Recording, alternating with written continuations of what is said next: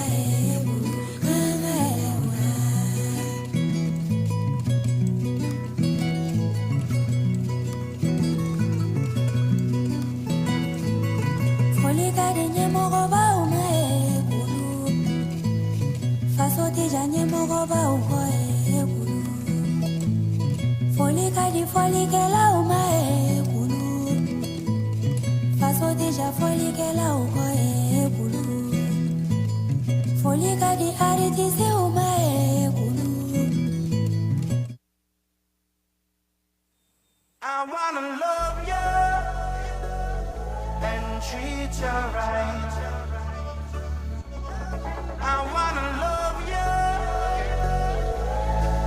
Heart, get on your feet.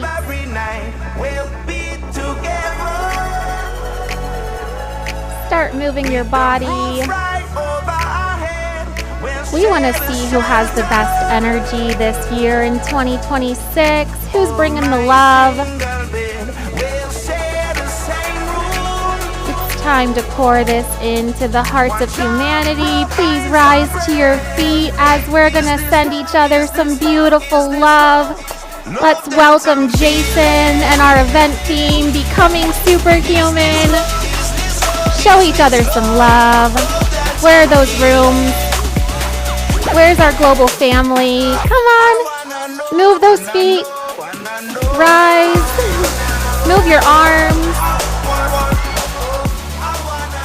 2024, what are we ushering in? What energy do we want to anchor today? Hi, Kelly. I see you. I recognize some faces. Good morning. There we go. I see some movement. All right. If you are in a room with others, hi. Hi, Jennifer. Everyone give someone else a big heart-to-heart hug. If you are by yourself, give everyone on this event a big heart-to-heart hug. Take a big sip of water as we come to our seat. It's lovely seeing you all over the world. I see it's dark in some of our locations. Sometimes we have people doing overnight. Give those nice big heart-to-heart hugs and let's come to our seat.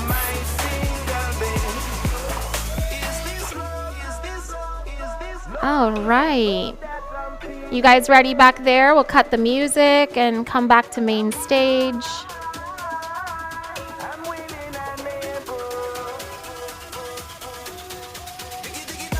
Yep, transition to the main stage. Oh, we have someone tuning in. We have a center tuning in from Mount Dora, Florida.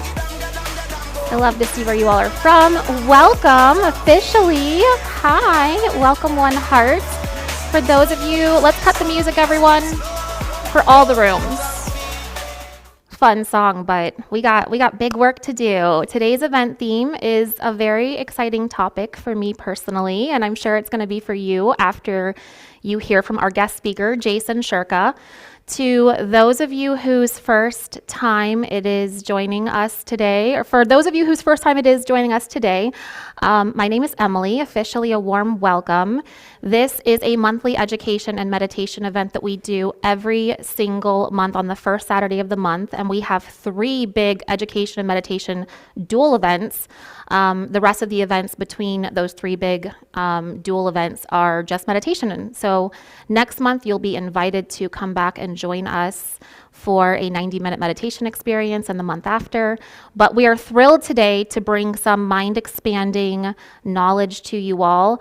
I might be one of the last people on the planet who realized this, but the other day I saw a reel. I sent it to you, Christina, actually.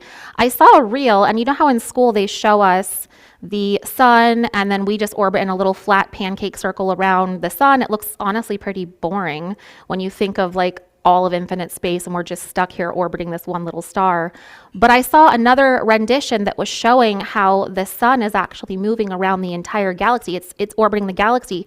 So every year as we complete another revolution or another orbit around the sun, we're catapulting through the galaxy. We're never in the same place twice. And so it kind of enriched that feeling of renewal with what does the new year mean? I know that there are so many different calendars and arbitrary dates, but we're in a new place and time launching through the galaxy right now. And just like there are laws that put that intelligence into place where the sun doesn't have to be told to orbit the planets, we don't have to be told to orbit around the sun, and that's what gives us gravity, and that's what allows life to be here on this planet. there's an intelligence behind every single thing that is causing those things to become what they are. And so part of becoming superhuman, and again, this is a topic that is so near and dear to my heart, so I was really thrilled to collaborate with Jason and to bring this to our community. There's a bigger event that he's doing later this month in Miami. There are live stream tickets to that event and in-person tickets available. We'll talk about that after his lecture. But to understand these governing laws, we don't have to take 5 years of rocket science and quantum physics and neuroscience. You don't have to study all of that to understand some core fundamental basic principles that when you are able to enact these with conscious awareness in our everyday reality, we're able to activate and awaken the natural latent potential of what it means to be a human in density. Everyone's like, I want to go to 50 consciousness, but there's a beautiful reality waiting for us to step into it right here, right now, in the physical. And so our meditation today, after Jason completes his education, we will be consciously anchoring in. So many things are constantly telling our body, sending crazy signals. We're being given all kinds of information everywhere we go. Our body picks up on that information and it causes dysregulation or disease. And so one of the reasons why the light system is such a wonderful technology is that it is infusing new information through light, geometry, and linguistics into our field to help regenerate and restore and activate everything to function at its highest and truest design. So our meditation today is with that same intention. We're going to be consciously awakening and activating different parts of the body's innate intelligence. We're just reminding it to wake up and to come back into what it already knows how to do, which is to restore so that you can thrive. So without getting any more further into what today's content is, I want to bring Jason up on stage. If you guys are ready back there with our little intro video, and make sure when we bring him on stage, let's get on our feet. I'm planted in a chair today. I'm doing a little bit of a recovery process right now, but let's get on our feet when Jason comes out. Let's show him our love. We're going to play a video if you guys are ready back there, and then we're going to bring Jason up. You guys ready?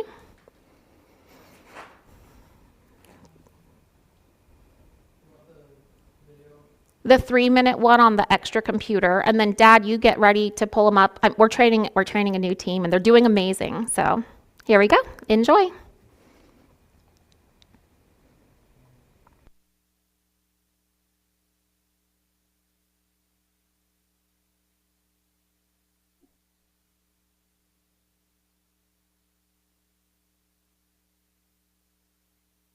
This is the thing that brings me to Jason is his reality spoke to me. when I saw this, it wasn't I think. It was I know I have to be there. I know on a soul level, this is exactly where I need to be. I've always sought after mentors and people who are of the conscious community or individuals who have a wealth of knowledge and experience that I've looked to be able to learn as much as possible. I was always a questioner of life and knowing there was something far greater. So I leave myself totally open to whatever happens. A lot of the things that Jason is all about is just uniting, and I'm hoping to come away from here and feel those feelings more clearly, better than I've been able to kind of connect with myself. What exactly is going to transpire? I have no idea. I would say the biggest thing that's even different for me is I really wanted to bring a lot of interactive sort of things and really make people a part of what you're experiencing to show in real life. He says over and over again, I don't know. And that's cool, because guess what? None of us have the answers. We live through the questions, and that's what we're doing now. I've always been drawn to Jason as like a soul brother, and so everything that he teaches about universal laws and really taking things down to the fundamentals and the basics, that's really why I'm here and why I chose to be here. Just learning this new way of living, of thinking about who we are, of thinking about our soul and our purpose. It's just very home unit, and I miss being amongst bigger groups. And of course, I think we're all here to help this transition worldwide awake and spread this energy. And our energy starts in the center, but positive energy can expand. You know, there were some people that just had these like aha moments. They came to me, they're like, wow, you know, just now, there was a woman that came up to me and she's like, I've been trying to fix this for the past 4 years and you just did it in a few minutes. I feel so much lighter. And I said, thank you for providing me the platform in which to transform. And he goes, welcome.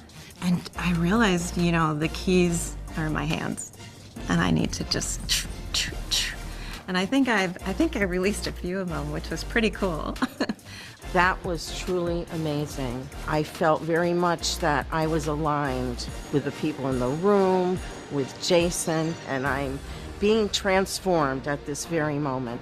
I always had the fear of, I've been to so many of these events and gone through the highs and then gone to really deep lows, maybe weeks, days after. And I feel that I have the necessary tools to adjust these things on my own and not look for someone or something outside of me to solve my own issues and allow it to be something that's a little bit more authentic in the way that I'm bringing it about. And this love and forgiveness and unconditional love, we all know is what the world needs. But it was so many different releases and so many programs that were unlocked, and it was like a combination lock. We went a little bit this way and a little bit that way, and it was like, boom. Oh, yeah, transformation is a good name for the program. Yeah, Jason made a huge transformation in my life for putting on these events. Made me stronger, made me get past it, or try to get past it. Oh. Ah, you're seeing my enthusiasm. I like it. I love it. Please rise to your feet and help me give a big, warm welcome. Do we have some entry music? Give us a big, warm welcome for the one, the founder of Unified TV, Conscious Television and News Reporting, Unified Healing, a global humanitarian mission to bring the light system and other revolutionary technologies to the world. There he is. There's Jason. Let's give him a big, warm hand of welcome. Show some love. Jason, we are so thrilled to have you with us today. I want to see some big heart-to-heart hugs as you guys take a sip of your mineral water and come to your seats. Jason, thank you so much. I know that you have a huge family, lots of engagements. You have a fiance, you're running multiple companies. And it's just always a pleasure to get to spend time with you. And thank you so much for being on today and for bringing this message of what you're doing in January for 2.5 days. I'll have some stuff when we're done talking that we plug everybody into, but it is just really exciting to see you taking this message to the world and taking these in-person, hands-on embodiment retreats and bringing them to people's homes and in person. So thank you for all that you do. It's a personal privilege to be friends with you, and I'm going to turn the floor over to you. Thank you so much for being our guest speaker today. Awesome. Thank you very much. First of all, What?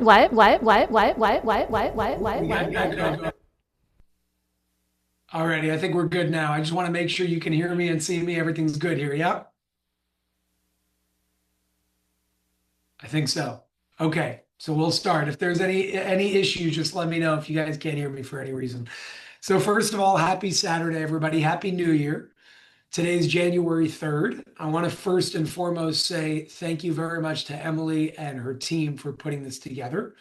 She invited me to do this about 1.5 months ago. I said yes in 2 seconds, regardless of the day and time that it was, because I think that these things are really important. And I also do want to say that I'm on day 3 of a water fast. I started on January 1st.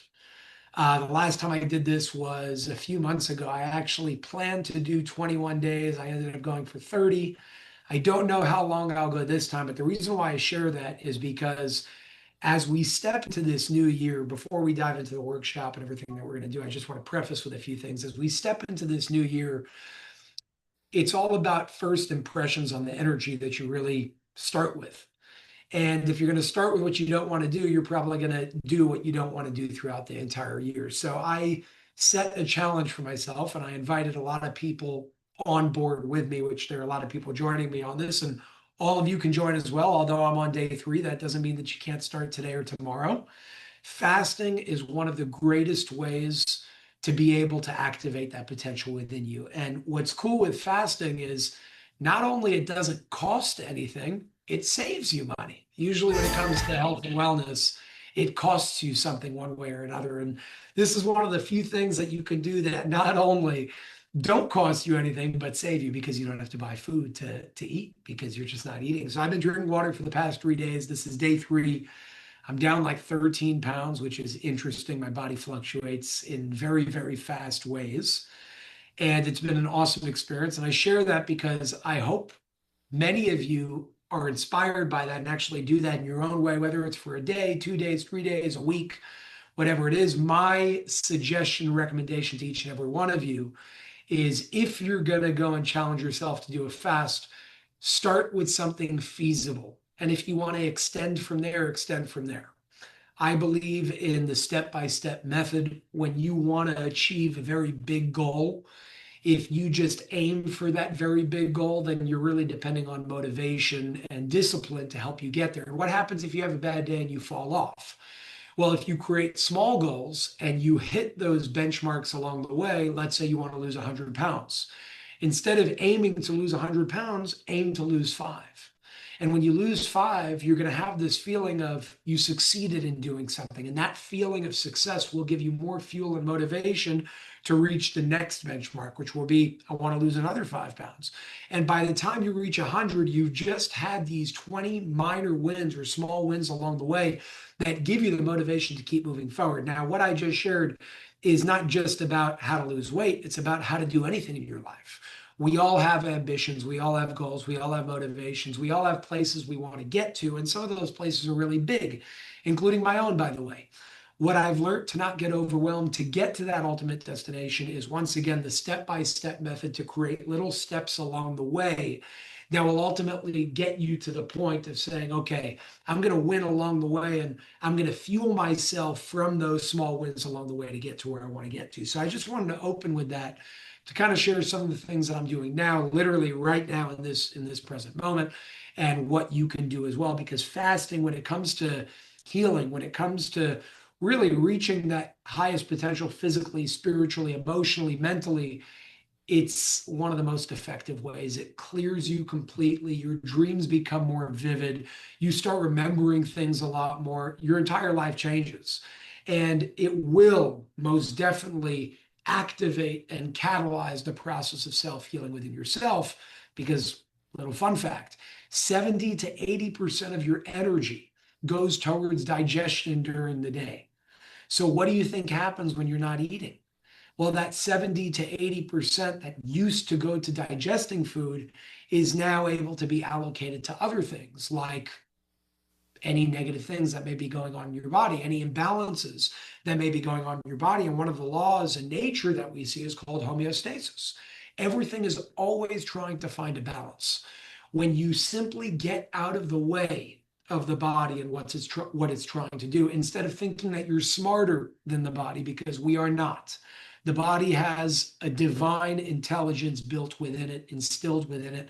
And when you trust that and you allow it to do its thing, it's far greater than any medicine out there that is man-made. So again, just a few things to preface with. Now, the focus of today is called Becoming Superhuman. And yes, we do have that big event coming up in the middle of this month, January 16, 17, and 18. But the point of today's lesson, workshop, lecture, whatever you want to call it, is really to give you guys foundational tools that I hope you all walk away with today. And even if you're able to apply just one of those things, will change your life in a very positive way. The way that I got to this, if it's not obvious, I am very young. And I say that very openly because I want to make it very clear here that I personally don't believe that you need to be this guru that studies something for 80 years to be able to master it. On the contrary, if you just take a month, 2 months, a year, 2 years, it's not a long time in the grand scheme of things. If you take that period of time and you focus solely on what you're trying to achieve, you will not only succeed in that thing, you will achieve that thing as well. You will be able to learn so many things that you may have not been able to learn before because you're so focused on so many other things and your brain is just scattered. What happened to me was, for those of you who don't know my story, I'll make it short in bullet points before we dive into the lecture with the time that we have. And we're going to break today up into 40 to 45 minutes of speaking and 15 to 20 minutes of asking questions. So I'm going to pass that over to each and every one of you. I see there are many of you at centers, and each center has tons of people, which is awesome. So I'm going to invite you all to ask your questions. So if you do have any questions, write them down. If they're not answered by the end of the 40 to 45 minutes that we have today, I'll pass it over to you, ask your questions, and we'll take it from there. That will be the form and the outline and so-called agenda of how we're going to be going through today's class, workshop, lecture, whatever you want to call it. Now, with that being said, I want to give a quick background on how I even got to this in the first place. So for those of you who don't know me, my name is Jason Shurka. Born and raised in New York. I live in Florida today. I am 28 years old. My birthday is June 26, 1997. I will be 29 this year. And I share all of that on purpose because those things are important to show you how much you can do in a short period of time. Because if I could do it, all of you could do it. You all have years of experience beyond me, which means all of you have the tools to be able to do it. The question is, are you using those tools? Now, how do you gather those tools? And here's the counterintuitive part. You gather the tools through the hardest times in your life. For me, the tools were primarily gathered, yes, up until today for sure, with many, many different experiences that I've been able to experience and gone through, but primarily between the ages of 14 and 20 years old, as young as that is, I went through some really horrible, I'm going to put it in quotes like that because it wasn't really horrible in terms of what it led to, but it was horrible in the physical experience that I experienced throughout those years. I dislocated my left shoulder 23 times. I got shoulder surgery 3 times by the age of 18. By age 18, I almost needed a mechanical shoulder, which was a nightmare to even think about. Thank God I'm good. All of this is real and I can move and everything's great. Around 18 years old, while all of that was happening, I got a staph infection in my leg. It put me in the hospital. It almost caused for my leg to be amputated. If I allowed that to go on for another 24 hours, I don't know if I would be here today. And between the ages of 14 and 18 specifically, I was in a sling for about 10% of my life. I was in the hospital in and out for 4 years with surgeries and all these things going on. And I kept being forced to look at myself in the mirror and say, Jason, what are you doing? And are you doing what you came here to do? And the answer at that point in time was no. So I needed to either make a change or leave this planet. And I decided to make a change. And I wholeheartedly believe that if I did not make those changes, I would not be here speaking to you today physically. Now, that is not something that's special to me. That's something that we all experience in our lives. And I had a choice at that point in time throughout those years. Do I make a change or do I stay on the path that I was on? And I chose to make a change. And that was the best decision I've ever made.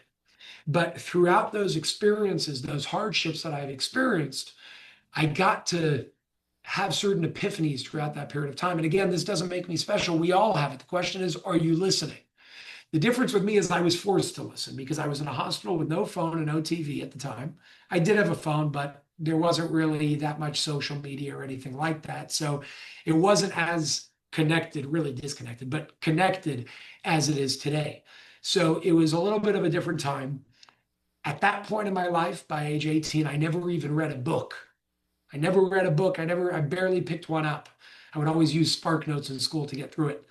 And there was this shift in me that happened through a morning that I had of just silence, stillness, and presence. And what literally happened was, I don't know if you guys ever had this experience, but it was the first time that I heard my own heartbeat. It was the first time that I was able to realize that it was the moments in between each beat that allowed for the beat to exist in the first place, which showed me the importance and the significance of presence and stillness and what we can all learn from that presence and stillness, because everything emerges out of that. Now, that's not to say that no matter what you learn and what you apply, you're not going to have hard times in your life. That's just to say that the hard times are really the great times in disguise. They're the greatest times in disguise because they teach you what you need to know if you are ready to listen. And if you are not going to listen to these lessons that come to you throughout your life, well, guess what? You're going to have something called a repetitive theme in your life. And that repetitive theme in your life will then, one second. That repetitive theme in your life will then be something that repeats and repeats and repeats until you learn the lesson. So ultimately, big picture, what it comes down to is when it comes to understanding what becoming superhuman is really about, I want to preface with the fact that we're all already superhuman in our ability. That's what we are. The problem today is that we're all living subhuman lives. We're all living subhuman realities. So when we get to something that's called natural, we call it superhuman because it doesn't seem natural because we're not used to it. In a world where our water is poisoned, our food is poisoned, our thoughts are poisoned, our words are poisoned, all these things have been corrupted. That's not to have a negative perspective on the world, it's just to understand where we are and what we can do to overcome that. So on one hand, we can call it becoming superhuman, but what I really want to call it is becoming human again. Becoming human again to a point where we can understand what abilities we have, what laws we can follow, and how we can apply those laws in our lives to do things on purpose instead of by accident or by luck, because luck doesn't actually exist. Luck is a myth. Luck is an illusion. What's actually going on here is cause and effect. And when you have cause and effect, well, guess what? If there's a cause, there's an effect. None of that is lucky. There's a design. The question is, do you understand that design? And today, my focus is going to be on explaining that design with the time that we have, because I could speak about this for a year straight. But we're going to do what we can in 30 to 40 minutes of explaining that design and then going into questions from there. So I encourage you to take notes. I encourage you, even if you don't have a notepad, write it on your phone. Anything that stands out, write that down. If you walk away with one thing that will make your day, your week, your year, your life better, that's a success in my book, even if it impacts one person. But my hope is to impact each and every one of you in a different and unique and creative way. So with that, becoming superhuman or really becoming human, I like to call it the transformation because it's all about transforming. Rule one when it comes to transformation is change. Most of us don't like change.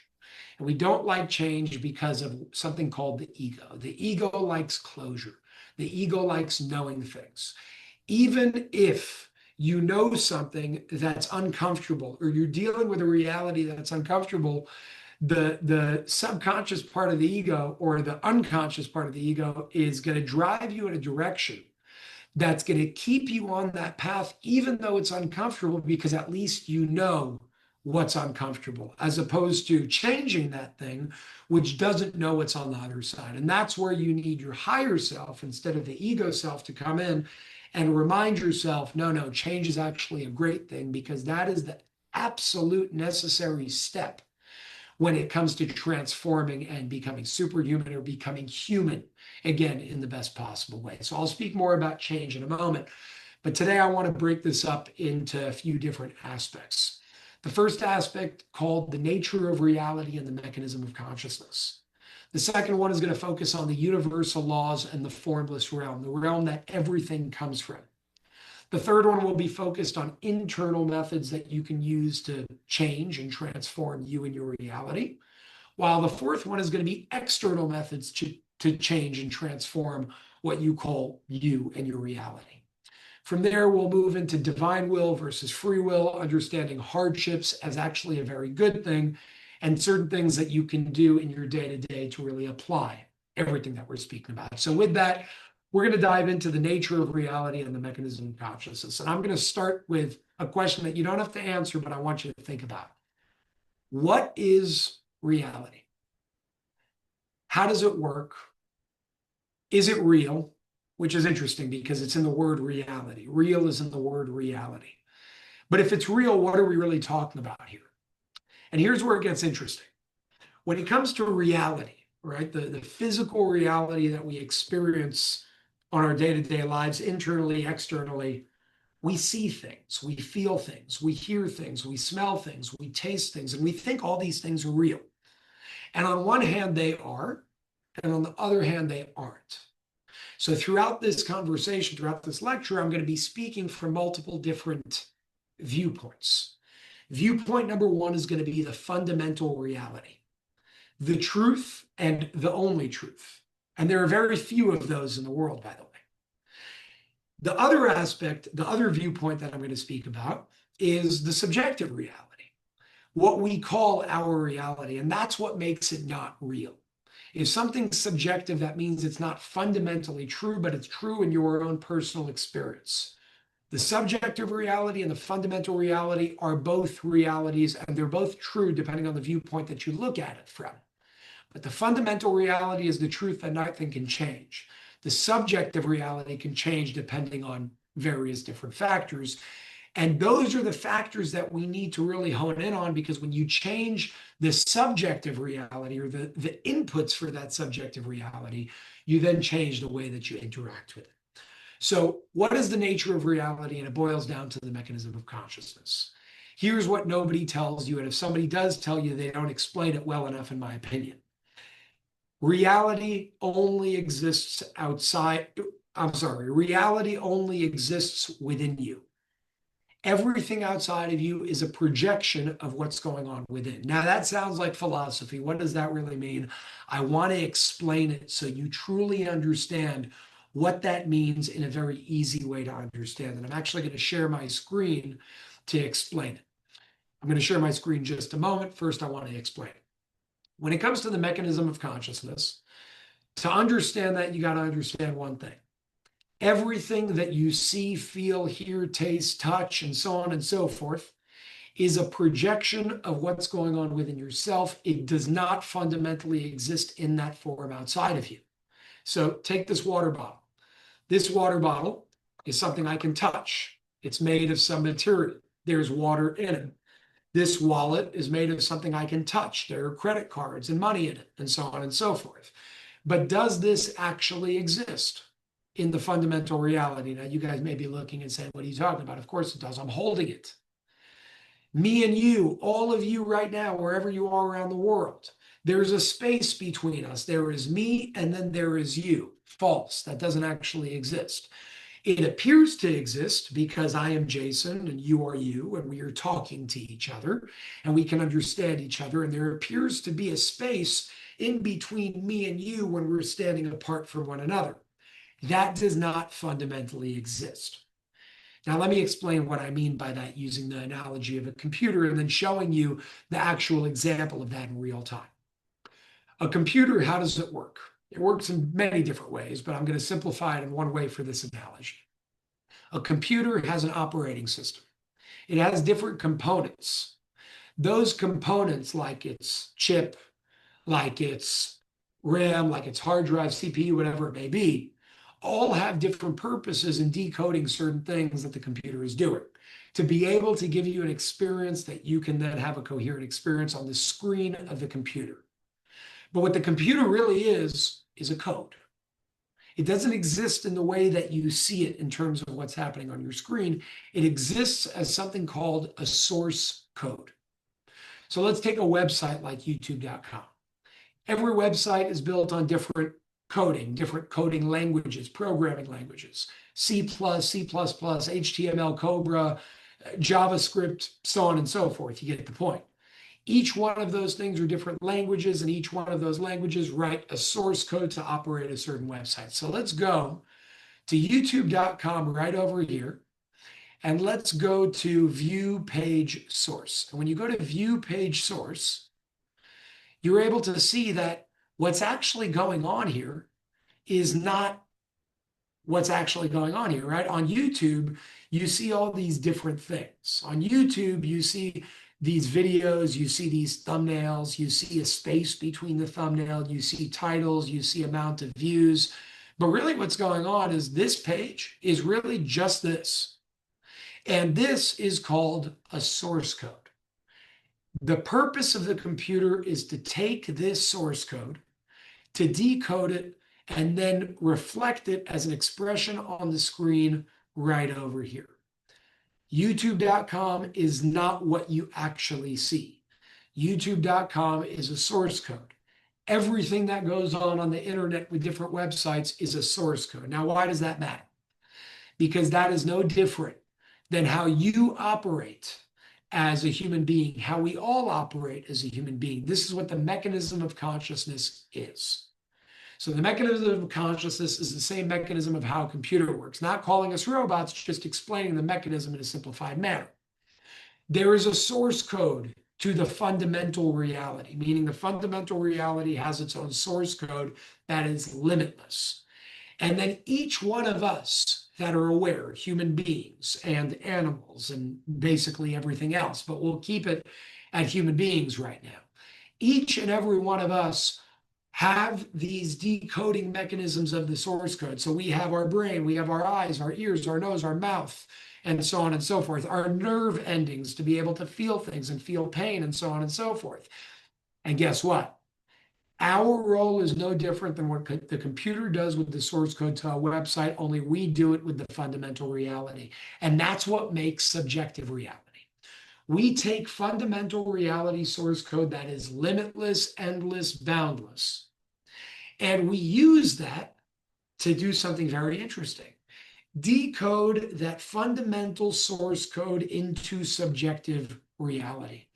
And it's no wonder why some people are able to see things other people cannot. There may be some of you right now that are watching this that may be able to look at people and see an aura around them, or see that they're sick by seeing some sort of distortion in that aura, while other people look at those same individuals and they don't see anything. And yet both of those individuals, the one that can see the aura and the one that can't, has two eyes, a nose, a mouth, the same sensory mechanisms, yet one can sense things that the other can't. Why is that? That has to do with the purity and the quality of your components. When I say components, I'm speaking of your brain, your eyes, your ears, your nose, all in all, your vessel as a physical human being in this world, in this lifetime. Same thing with a computer. One computer may be able to operate at a much faster speed than another. Apple comes out with new computers every year. What's the difference? The memory, the speed, they're upgrading the components. Same thing when it comes to us. We can upgrade our components by purifying them. How do we purify them? Things like fasting, things like grounding, things like journaling, things like meditation, things like using the light system. All of these things are various different ways to be able to upgrade the components within your body, to upgrade your vessel. And the more pure your vessel is, the less distortions and blockages your vessel has, the more light can flow, the more energy can flow, the faster you can process source code, and the more expansive your subjective reality will be. And that's the difference between people that can see things that other people cannot, or sense things that other people cannot, or people that can remember dreams in depth versus other people that cannot. It doesn't make you good or bad. It's just fundamental. It's based on purity of the vessel. The more pure, the more power. The more pure, the more light. The more pure, the more energy. The more pure, the more flow. And that's how we become human again. We can call it superhuman in today's day, but this is how people lived thousands of years ago all the time. This was normal to people. This was natural to people. Now it's no longer natural because we sleep on beds that are made of chemicals. We're living in dirty electricity 24/7. We're drinking water with fluoride and chlorine in it. Everything in our water and our food has microplastics in it. So it's taking the vessel and it's ruining its purity. And when you ruin its purity, your abilities diminish as well. Now, just because we live in a world like that doesn't mean you have to be bound by those limitations, because there are simple things that you can do. But again, to understand those simple things, which I already explained very simplistically, is also understanding the mechanism by how these things work. So far we understand the nature of reality. It is all a reflection of what's going on within. The mechanism of consciousness, how consciousness works through you, taking fundamental source code, decoding it, and creating your subjective reality that is bound to change by the purity of your vessel and its components. Now the question is, when it comes to awareness of certain universal laws, how do we apply those? What are they? I'll preface with this. Energy is infinite.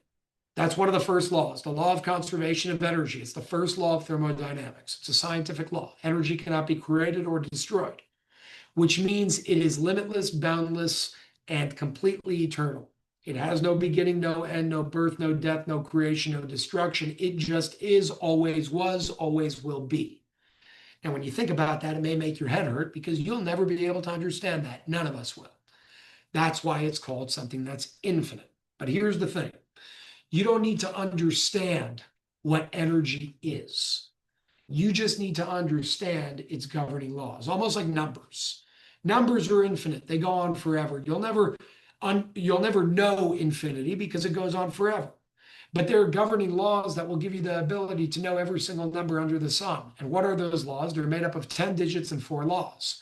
0, 1, 2, 3, 4, 5, 6, 7, 8, 9. We all know those. Addition, subtraction, multiplication, division. From those 14 points that we're all aware of in second nature at this point, you will be able to know every number under the sun. That doesn't mean you need to know infinity. You just need to know what governs infinity and the laws. Same things with energy. You don't need to know what energy is because it's infinite. You can't limit something that's infinite. To know something is to limit something. Therefore, you cannot know something that is limitless. But you don't need to know what energy is. You need to know the laws that govern energy. So law number 1 is the law of conservation of energy. Energy cannot be created or destroyed. Law number 2, the law of vibration. You experience what you're in resonance with. Before I go to the rest, I want to speak about those two. And I know I'm speaking fast, but it's because we have limited time here today. So take notes, and we will go much deeper into this throughout the event mid-January at the Becoming Superhuman event. The law of conservation and the law of vibration, when coupled, create a magical outcome. Energy cannot be created or destroyed, or the first law tells us that all realities exist already. Because what is reality? It's an energy. If it can't be created or destroyed, that means that a happy you, a sick you, healthy you, sad you, all these different types of realities of what you may experience exist right here, right now. The fact that you're tuned into one doesn't mean the others don't exist. It just means that you're tuned into one. Think of the radio.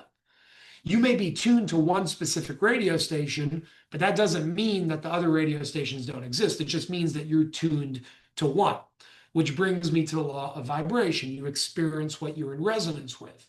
So the radio, you experience what you're tuned to. You get to hear opera or hip hop or country or whatever it may be.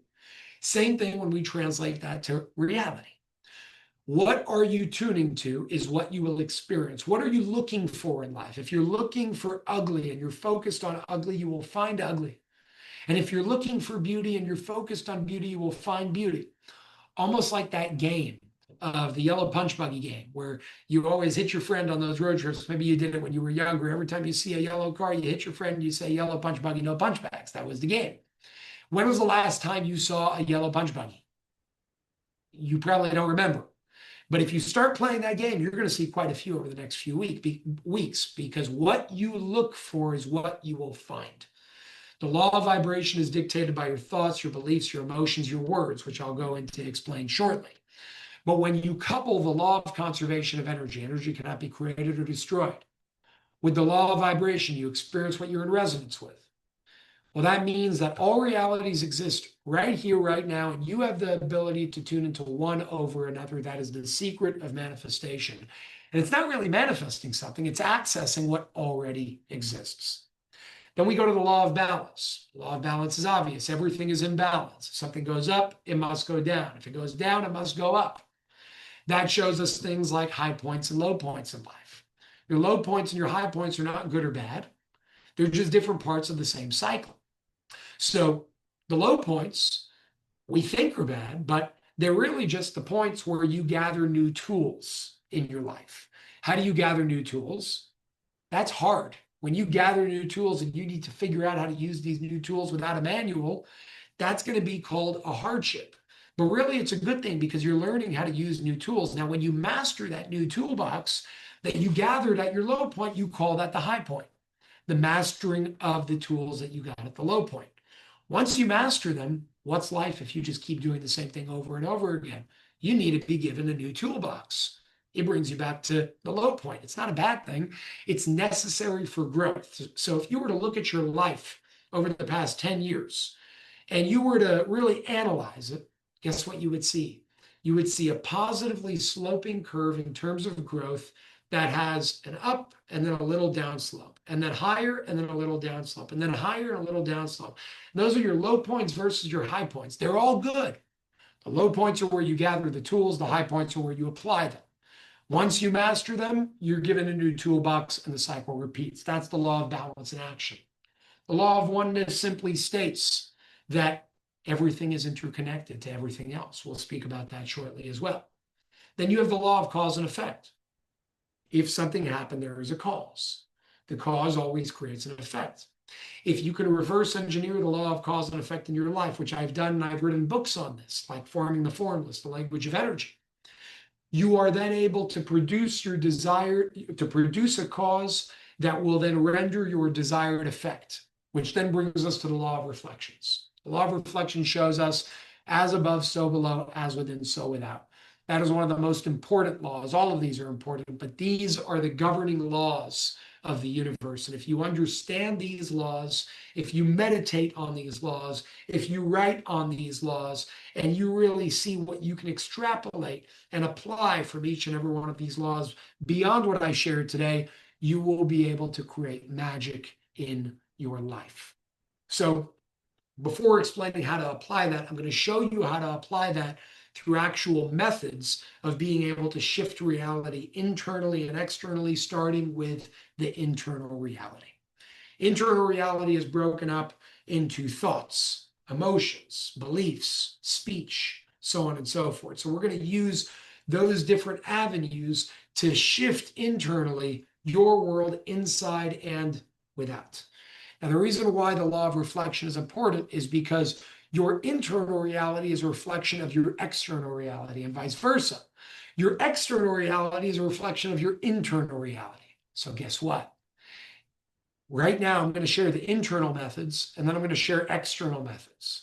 If the internal methods are difficult for you, then focus on the external methods, because if you shift one, the other will shift. It's a reflection of itself. And if you shift the other will switch. So if the internal methods are easier for you, great. You don't need to practice the external ones because the internal ones will take care of the external ones. And if the external ones are easier for you than the internal ones, you don't have to practice the internal ones because the external ones will then imprint and change the internal ones. It's all a reflection of itself. Internal is a very interesting topic. You have this line of thought, speech, and matter. The analogy that I'll give to understand that is water. Water is mainly found in three different states: gas, liquid, and solid. What is the difference? They're all H2O. They're all the same exact thing. The difference between the gas, the liquid, and the solid is the space between the molecules. The gas is furthest apart, it is least dense. The water is closer together, it becomes more dense. The ice is closest together, it is most dense. Well, same thing when it comes to thought, speech, and matter of a given thing. Let's take this water bottle. This water bottle exists as a thought. This water bottle exists as something I can speak about, like I'm doing right now. And this water bottle exists as a physical water bottle. Thought, speech, and matter. It exists in three different states right now: as a thought, as a word, as a physical object. It's not different fundamentally as a thought, as a word, and as a physical object. The difference is the level of frequency, or the level of density, I should say, that it is in each one of those states. The reason why that's important is because when it comes to the thought, speech, matter lineage or pattern, speech is the most important because it is your middle ground. It is the bridge that connects the spiritual world with the physical world, and through speech you create. That's what abracadabra is. It's as I speak, I create. It comes from Aramaic. We see this all the time, even in the Bible. And God said, let there be light. It's all focused on speech because speech is your tool. It is the tool of your internal methods to connect the invisible spiritual world to the visible, tangible world. The question is, how do we use that in a coherent and conscious way? So I'm going to give you some quick rules. Speech is an expression of your thoughts and your beliefs. So if I just say, hey, change your thoughts and your beliefs, that's really difficult because what does that really mean and how do you do that? Well, you could do that by changing something more dense that you can connect with, your speech. Speech is your secret weapon to changing everything internally, which will change everything externally. There are certain words that you want to use, and there are certain words that you don't want to use. But there's one formula that I'm going to focus on when it comes to speech. And that formula is what I like to call the I am formula. It's spoken about in my book, The Language of Energy. The I am formula is broken up into a three-part acronym. SIP, like to sip a cup of water. SIP. S stands for the subject that you're focusing on. I is the implication you're placing on that subject. And P is, are you stating it in the present tense? So intention is strong, but intention with aligned speech is even stronger because now you're using frequencies to create physical frequencies outside of just the intention. Both of those combined makes you a superpower. So subject, what is the subject you're focusing on? What is the implication you're placing on it? And what is the present? And are you stating it in the present tense? I'll give you a sentence as an example. I don't want to be sick anymore. There's a lot of problems with that sentence. Your subject that you're focusing on, although your intention may be you want to be healthy, your subject that you're focusing on is sickness. So the biofeedback loop of the universe is going to keep hearing sickness over and over and over again. That is what will be imprinted in your physical, both external and internal reality. So then what might say, I want to be healthy. Also a problem, because yes, you fixed the subject part of the equation, but you failed on the implication part. When you say, I want something, you are completely disregarding the fact that you already have it. You may not be experiencing it, but remember the law of conservation of energy and the law of vibration states that all realities exist right now. It is all up to what you are tuned to. When you say you want something, you will manifest continuing to want that very thing. So how do you state something in the present tense while following the proper subject and the proper implication? An example could be, and it doesn't have to use the words I am, it could be, thank you for blessing me with the ability to heal myself. That puts you in present tense, that puts the implication in a positive light, and it places the subject on health. This is just one example of many. That is one of the ways that you can use your internal methods to shift things. Instead of just focusing on thoughts, focus on speech, something that's easier for you to change. And over time, as you do that, it will imprint your thoughts and your emotions. Your thoughts will then shift, and then your words will then become second nature when it comes to the positive ones, the aligned ones that you are now speaking. But then you have a different equation. You have IBV, intent, belief, visualization. Intention we already spoke about. The intention must be aligned with the I am formula, the subject, implication, and present tense SIP acronym. Belief must be undoubted. If you can believe it, you can see it, which brings you to visualization. Now, some of you it's easier to believe something, but it's harder to see it. Some of you, it's easier to see it, but it's harder to believe it. Belief and visualization as part of the IBV formula can be interchanged, and one can use to strengthen the other interchangeably.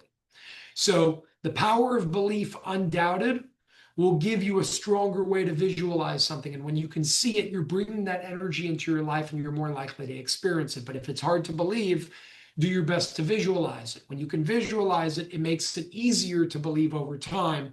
And again, that is why these things can be interchangeable. So when it comes to internal methods, in the most consolidated way I can put it, you have words with two formulas. The first formula is the I am formula, subject, implication, present tense. Subject you want to focus on, implication you want to place on it, present tense of what you're stating.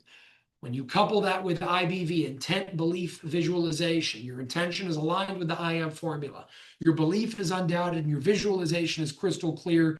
When you couple both of those formulas, you truly do not just become human, you truly do become superhuman. You can do some incredible things. And I share that from a firsthand testimony with things that I have experienced myself. I'm only speaking for firsthand experience, and these formulas were reverse engineered of things I did by accident to learn how I can do them intentionally and consciously, and that's what I'm sharing with you today. Now, when it comes to external methods may be easier for many of you, and it all comes down to something called your zone. Your zone is where you spend the most amount of time in. And the reason why that's important is because where you spend the most of your time in will impact you to the largest degree. Is it your office? Is it your kitchen? Is it your living room? Is it your home in general? Where is that zone? And are you curating the zone in a conscious way? So take this. This is my zone. This is my office. This is my studio. It happens to be, in this case, in my home. But my office and my studio is curated in a specific way. You guys just can't see everything here, but it's curated in a specific way to imprint and impact me in a specific way as well. From the colors that I choose, I mean, look at this and this. These are all intentional. This is focused on lowering blood pressure, being more calm, and also having much better circulation and lowering inflammation in the body. That will increase cognitive function when you can restore those functions of the body. Whereas this color that I'm choosing when it comes to the light system pyramid is more focused on communication. Why? Because my job is to be a communicator. So blue is a very important wavelength and frequency to me. You guys may have different colors that are important to you, and you understand color is an energy that you synchronize with. So green is good for the heart and the lungs. Blue is good for communication, the throat, the thyroid. Red is good for blood flow and circulation. Orange is good for your reproductive organs and sexual aspects in general, to be able to bring that forth and restore their functions, to not have to do things like take Viagra, for example. That's not natural. When you take it, may sound funny, but that's not natural. It's not natural for a 50-year-old to have to take Viagra. That's not natural. That's subnatural. And we need to come back to the point of being able to be optimal once again.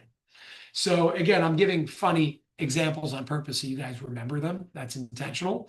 But back to the zone, your external reality, your zone is extremely important because your zone will imprint you to the largest degree. What do you allow in your zone? What food do you allow in your zone? What liquids do you allow in your zone? What substances do you allow in your zone? What people do you allow in your zone? What music do you listen to in your zone? What art is on the wall in your zone? And so on and so forth. What colors are you surrounding yourself with? All of these things will have an energetic exchange with you. I'll give you an example. I was speaking to a friend of mine that said, I can't find my significant other. What's going on? I want to find somebody. I want to get married. I'm getting older. And I said, okay, why do you think that is? And she gave me all these examples. I ended up going to her home just to hang out. She's a good friend of mine. And I looked in her living room, and in her living room, she had two pictures of a woman by herself. And I looked at her and I said, are you out of your mind? And she said, what? I said, do you understand what you're doing? She said, no. I said, do you see those pictures? She said, yes. I said, do you understand the problem with them? She said, no, I like them. I said, great. Well, you're also synchronized with them, a woman by themselves. Your zone will imprint you in every possible way, from the colors, the music, the people, the art, and so on and so forth. And if you can curate your zone with the specific colors that will invoke different emotions and psychological outcomes, with vision boards of what you want to experience, with certain things you want to do throughout the day. For example, to my left, there is a sauna. I use that infrared sauna every single morning, but it's also easy because it's right here. I can't forget. I'm using environmental design to create my zone in such a way that makes it easy for me to imprint myself with what I want to experience in my life, to then make it easier to transform and change my life in the most positive way. You can do the same exact thing. When it comes to external methods, it comes down to environmental design of your zone. If you want to stop smoking, don't stop in general, because you may relapse and you may look at me saying, what are you talking about? All you have to do is stop smoking in your zone. If you want to leave your zone and go outside and smoke a cigarette, go do that. Here's what I guarantee. If you stop resisting your urges and your desires, and you simply commit to only not doing them in your zone will take priority over who you are. And there will come a point where your vibration changes because your zone is then helping you synchronize with a new vibration.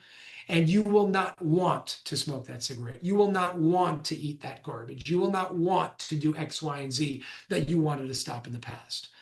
That is the energetic exchange between you and your zone. I'll give you another example of how external methods and internal methods tie perfectly to each other. Let's say that you have a very jumbled mind. You have all these post-it notes in your head. Your business is crazy in terms of a lack of organization. Your home is everything is crazy. You don't know how to organize. All these things are going on. What do? Well, I guarantee you that if you are jumbled in your mind, your external reality will reflect that as well. And think about this. If you have that thing going on right now, and we all have that at some point, the question is, how do you overcome that? If I just said clean your mind, what does that really mean? Right? If I just said meditate, that may help you. That's an internal method. But here's a very simple way to use the external methods to change your internal reality.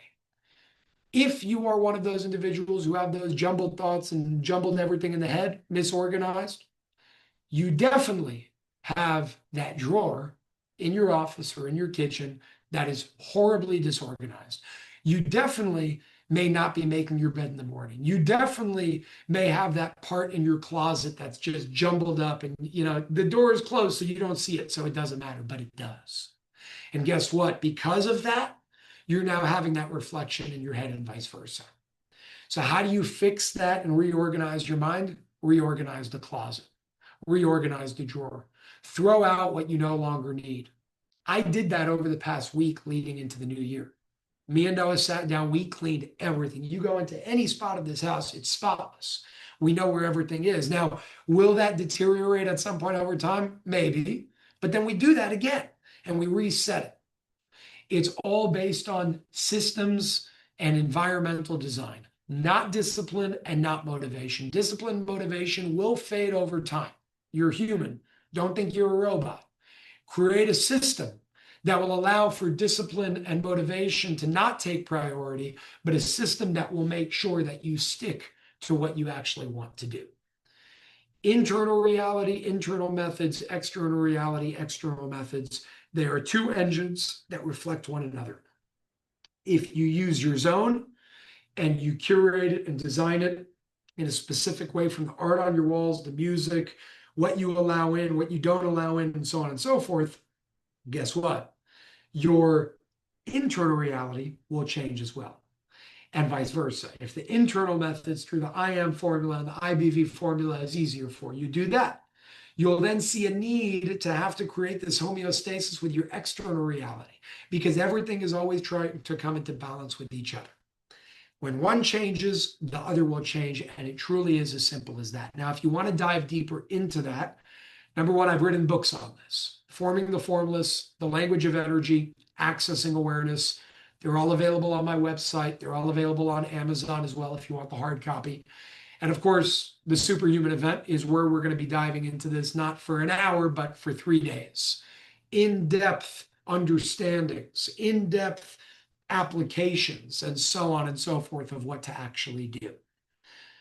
What I like to close on before going into questions is a few different things here. But the main one is really going to be focused on why we're here and what we're here to do. We're in a new year right now.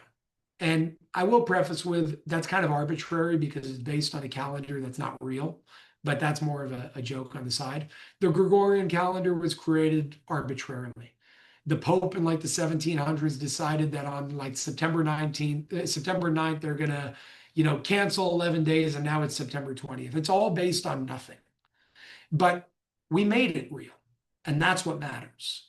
So January 1st is real in terms of an energy of what we're actually moving forward. It's the opportunity for a fresh start.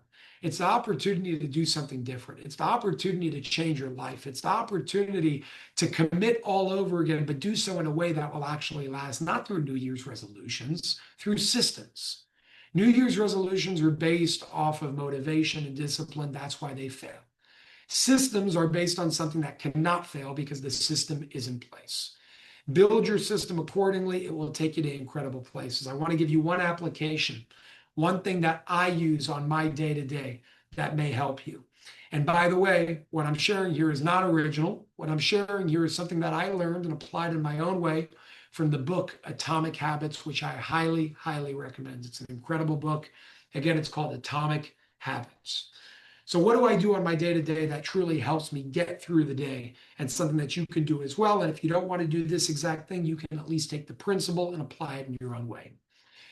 I take something that I know that I have a problem with, which I'll explain in a moment, and I associate that issue with something positive to reward me. So what is that issue? And I do it like this because it's not actually an issue. It's something that I think is great, but some people call it, an issue. Take OCD, obsessive compulsive disorder, whatever it's called. I don't know why they call it a disorder, unless it really is to a degree where you're washing your hands every minute and it's getting out of hand. For me, I like seeing things organized. When I check into a new hotel room, the first thing I'll do is organize everything. I'm going to take my journal and I'm going to align the edge of my journal with the edge of the stand next to the bed with a pen right there. That's what I like. It's aesthetically pleasing to me. It creates an environment that I enjoy, and that will bring me to a better place. Now, there's something else. I have a to-do list, and on that to-do list, I have this thing that I cannot go to sleep at night if my to-do list for the day is not completely checked off. So that is an issue. It's not an issue, but an issue that I am now attaching to something that will reward me. The reward is checking off the task. The thing I don't want to do sometimes is the task itself, because do you really want to review the contract? Do you really want to review the lease? Do you really want to go over, they're mundane tasks that are annoying, but we have to do. So what do I associate with the mundane task to make it something fun? The satisfaction that I get from checking it off my to-do list. So on my phone right over here, you may not be able to see it, but on my phone, I have the Reminders app. And the Reminders app is a widget on the top left of my home screen. It's the first thing I see every single second I log in or I unlock my phone. And when I click the Reminders app, it will show me that I have 5 different reminders. And those 5 different reminders are things that I know that I need to do before the end of the day today. Well, on those reminders every morning, I have my meditation, I have my prayer, I have my writing, I have my sauna, just to start the day. And I check them off, even if I put it on and check it off 5 minutes later. It's a system that I've created that I'm now completely addicted and obsessed to in the best possible way. And I couple that Reminders app with my calendar. There are only 2 things I mainly use on my phone outside of the normal things: the to-do list, the Reminders app, and the calendar.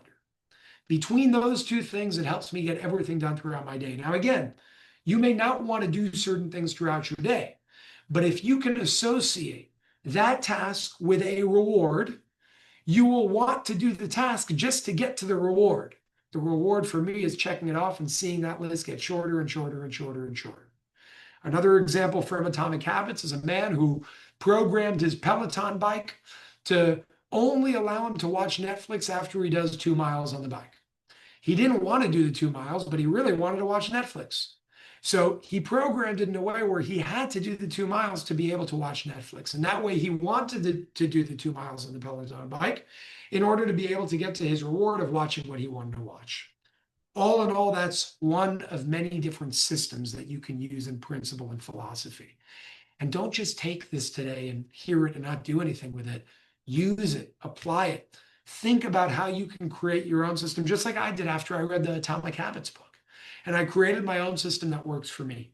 All of you can do the same exact thing.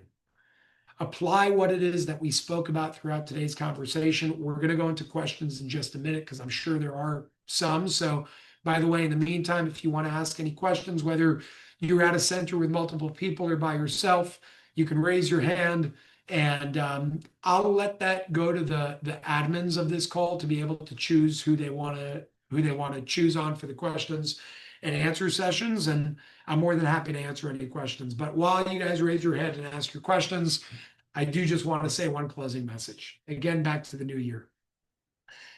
We are in a new time that we've created for ourselves. We are in a new year. It's a new chapter. It's a new energy, like I said earlier. Don't let it go to waste. That's why I decided to do the fast, because I wanted to start it with a reset. You don't have to fast. You could do whatever you want, but reset something in your life. Let go of something that was draining you in 2025 and double down on something that gave you energy in 2025 moving into 2026. And if you can do that, you are literally creating your life consciously. We are all directors of our lives all the time. The question is, are you directing consciously or are you directing unconsciously? When you understand the rules, when you understand the governing laws, and you understand how to apply those governing laws, and I did my best with the time that we have today, but you could dive into those books, you could tune into the live stream of the Becoming Superhuman event, come there in person, whatever it is, to go deeper into it. The point is, when you apply those laws and you practice applying those laws in your mentality and your physical reality, they eventually become second nature. And that doesn't mean you won't make a mistake. We're all human. Humans make mistakes. The goal is to learn from those mistakes and then not repeat them. And if you repeat them to the most minimal degree you can, so you can get to the next phase of your own evolution. With that, I want to say thank you to each and every one of you that tuned in today. Thank you to Emily for hosting this and being so dedicated with the One Heart Collective. And thank you to all of you for the work that you're doing, whether you own a center and you're bringing different types of healing modalities to your community, you're doing God's work, in my opinion. Whether you're somebody that goes to those centers, you're also doing God's work, because not only are you helping yourself rebalance, but when you do that, you're now literally an antenna that is helping other people synchronize with that energy just by being around them. So I want to say thank you to each and every one of you. If there are any questions, I'm more than happy to answer them with the few minutes we have left. And again, thank you very much. God bless you all and Happy New Year. So we can dive into wherever we want to dive in. If you want to kind of go back and forth, Emily, any comments, questions, whatever it is, we could do that as well.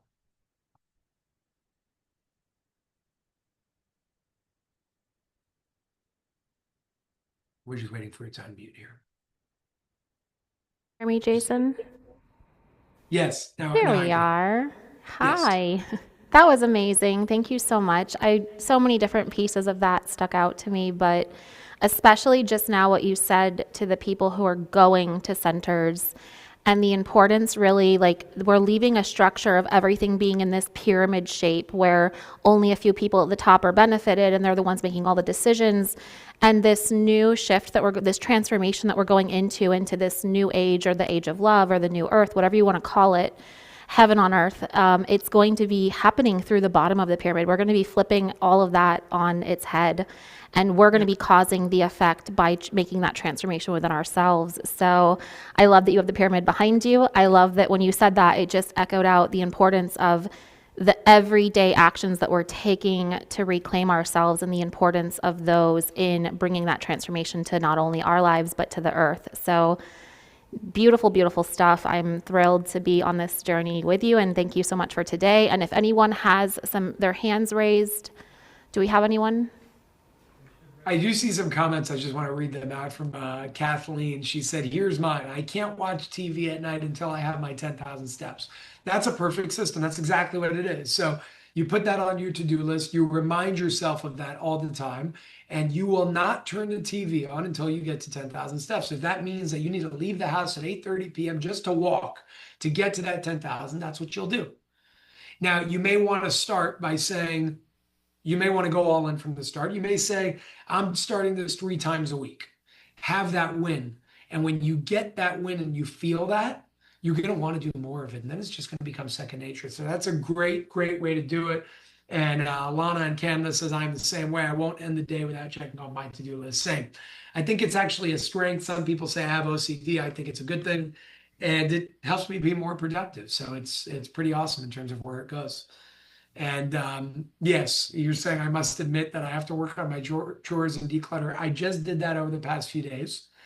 It's the most amazing thing in the world. I had tons of books that I wanted to give away, tons of clothes. I went to my closet. I got rid of clothes I don't need anymore. All right. So we started giving those away to people that need it. tons of stuff. And it's something that we can all do. Do that today. It's a weekend, Saturday, Sunday, clean the closet. Get rid of old clothes that you may not need anymore and you could donate to people in need. Let them have something you don't need anymore that they can benefit from, and you benefit from the declutter as well. It's a win-win completely. So Kathleen says she calls it productive OCD. Natalie from Croatia says me too on the systems. And yeah, this is really awesome. So again, thank you guys very, very much. And today, just so all of you know, is Shabbat. So on Shabbat in Judaism, I am not religious, but I do practice tradition. And our tradition on Saturday is we spend time with family. So I wanted to commit for Emily and for all of you to come on, but I do have to go see my family and spend some time with them on this day. And I also look forward to doing that. So I want to say thank you guys very, very much for your time and your love and your support. And please take what you learned today, apply it, and share it with other people, whether you share it silently just by being that very thing, or even teach these things, right? These are not my things. I didn't come up with them. I just recreated and recombined things that I learned throughout my life, both through experiences from books, things that I've studied, and I just put my own personal twist on it. So I'm encouraging all of you to do the same exact thing and be a positive influence to everybody and each person you come in contact with. So again, thank you very much. Happy New Year, everybody. And thank you, Emily, for putting this together. Thank you so much, Jason. And as all of us are discovering how to be a human again, let's stay connected online. Let's stay connected with Jason. We have a One Heart Collective global family group. If you guys want to put up the banner for how everyone can stay plugged into Jason online and where to get tickets for this amazing event, that is next month's flyer. We'll do that after. But if you guys want to bring up, there you go. So his website is jasonshurka.com. If you have a phone with you and you want to scan, the live stream tickets are available right there on that one QR code, then the in-person ones. Jason, are you guys still running that special? Yeah, so anybody that comes in person gets a free +1. So it's a buy one, get one. They just need to use that promo code BOGO, like BOGO. So when they use BOGO at checkout for the in-person tickets, they'll be able to bring a +1 with them. Okay, amazing. Can you guys take the heart video off of that banner? Can you remove the layer of the hearts and just let it be the banner? But anyway, you guys will all be getting emails in the next 24 hours that'll have a copy of this event, and it'll have the links to the website. So if you don't have your phone on you, but who knows how long the in-person tickets are going to last, especially. So if you're able to get to his website, the links there are for the in-person event. And the discount code is also on his homepage. And then, of course, I'm a huge proponent of us doing things from our home, getting together with our friends, hosting watch parties. I encourage you all to do that for One Heart every month. And, of course, now Jason is also live streaming this event, so you can make it a full-blown party, have your friends come in. We've done live streams where we've rented whole houses and recreated as much of the event as we could during COVID. So that's a really fun option. The pricing on that live stream ticket is phenomenal. This information is truly, again, you are the source code, as he showed on that Google screen. You are the source code that is what is reflecting everything to you, which sometimes can feel cruel almost when you're in the thick of it, but then you start to realize, no, this is my greatest teacher. This is the thing that I need to see so that my soul can heal, resolve, balance, and move into the next stage of evolution. So it's really, really important for us to have those guidelines and the community and the understanding and the framework of what we're going through when we're going through some of these really intense challenges. And I guess there's going to be a dance party as well, Jason, at the end of this, talking about community and fun, because it can get really stuffy sometimes on this road. And I think that's what I love about you, Jason, is you're bringing fresh youth, excitement, fun, the party. So we're going to be partying on that last night. Is that correct? There's a dance party? Yes. So after the event, there's going to be a whole party with all the speakers, me, Dr. Group, Dr. Artis, Robert Edward Grant, Aaron Apke, Pete Heibloom, and everybody else that's going to be there. And we got a whole room in that convention center with music and everything. It's going to be awesome. Amazing. Well, I look forward. I'm planning on being there still. I've been going through a little bit physically. That's why I'm in the chair today, but I'm on the road to recovery. I'm getting to embody. I was told when I was like on my back crying, like, why? It was you needed to come back here because you learned so much in these last 5 years since getting really sick the first time, and you need to embody it. So I'm literally living and breathing as if I'm at step 0 all over again and putting these things into motion for the first time that I've learned over the last 5 years. So we're all doing this together, and we all have things that come up that are unexpected, but it's always happening for us. That's the bottom line, that we've always been able to find the empowering meaning, and it gives us that fuel to move through.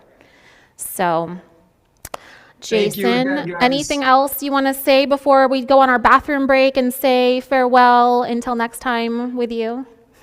Create a system. It's the most important thing. Create a system for what you want to do.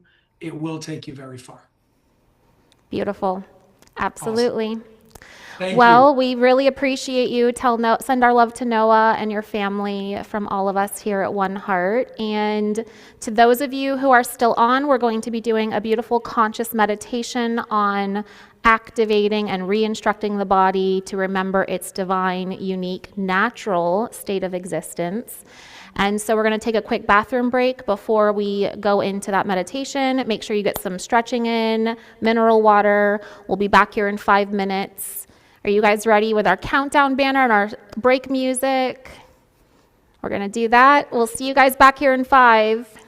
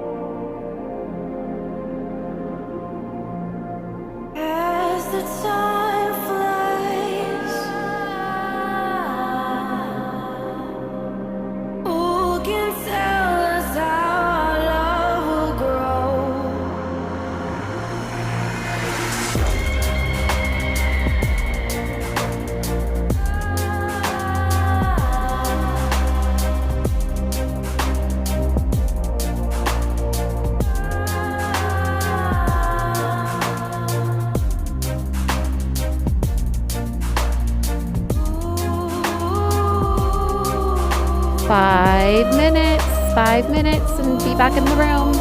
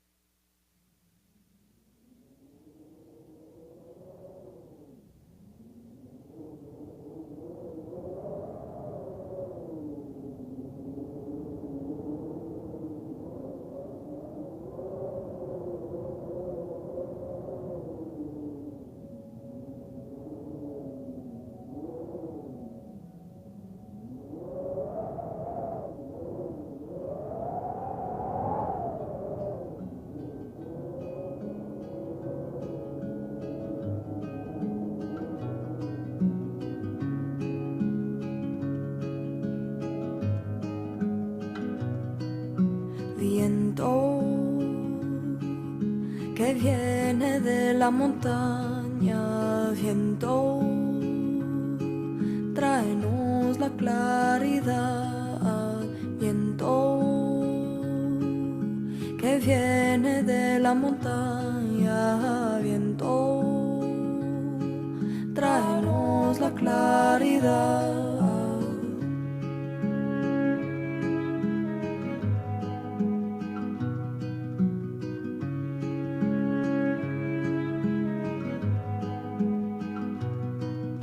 Viento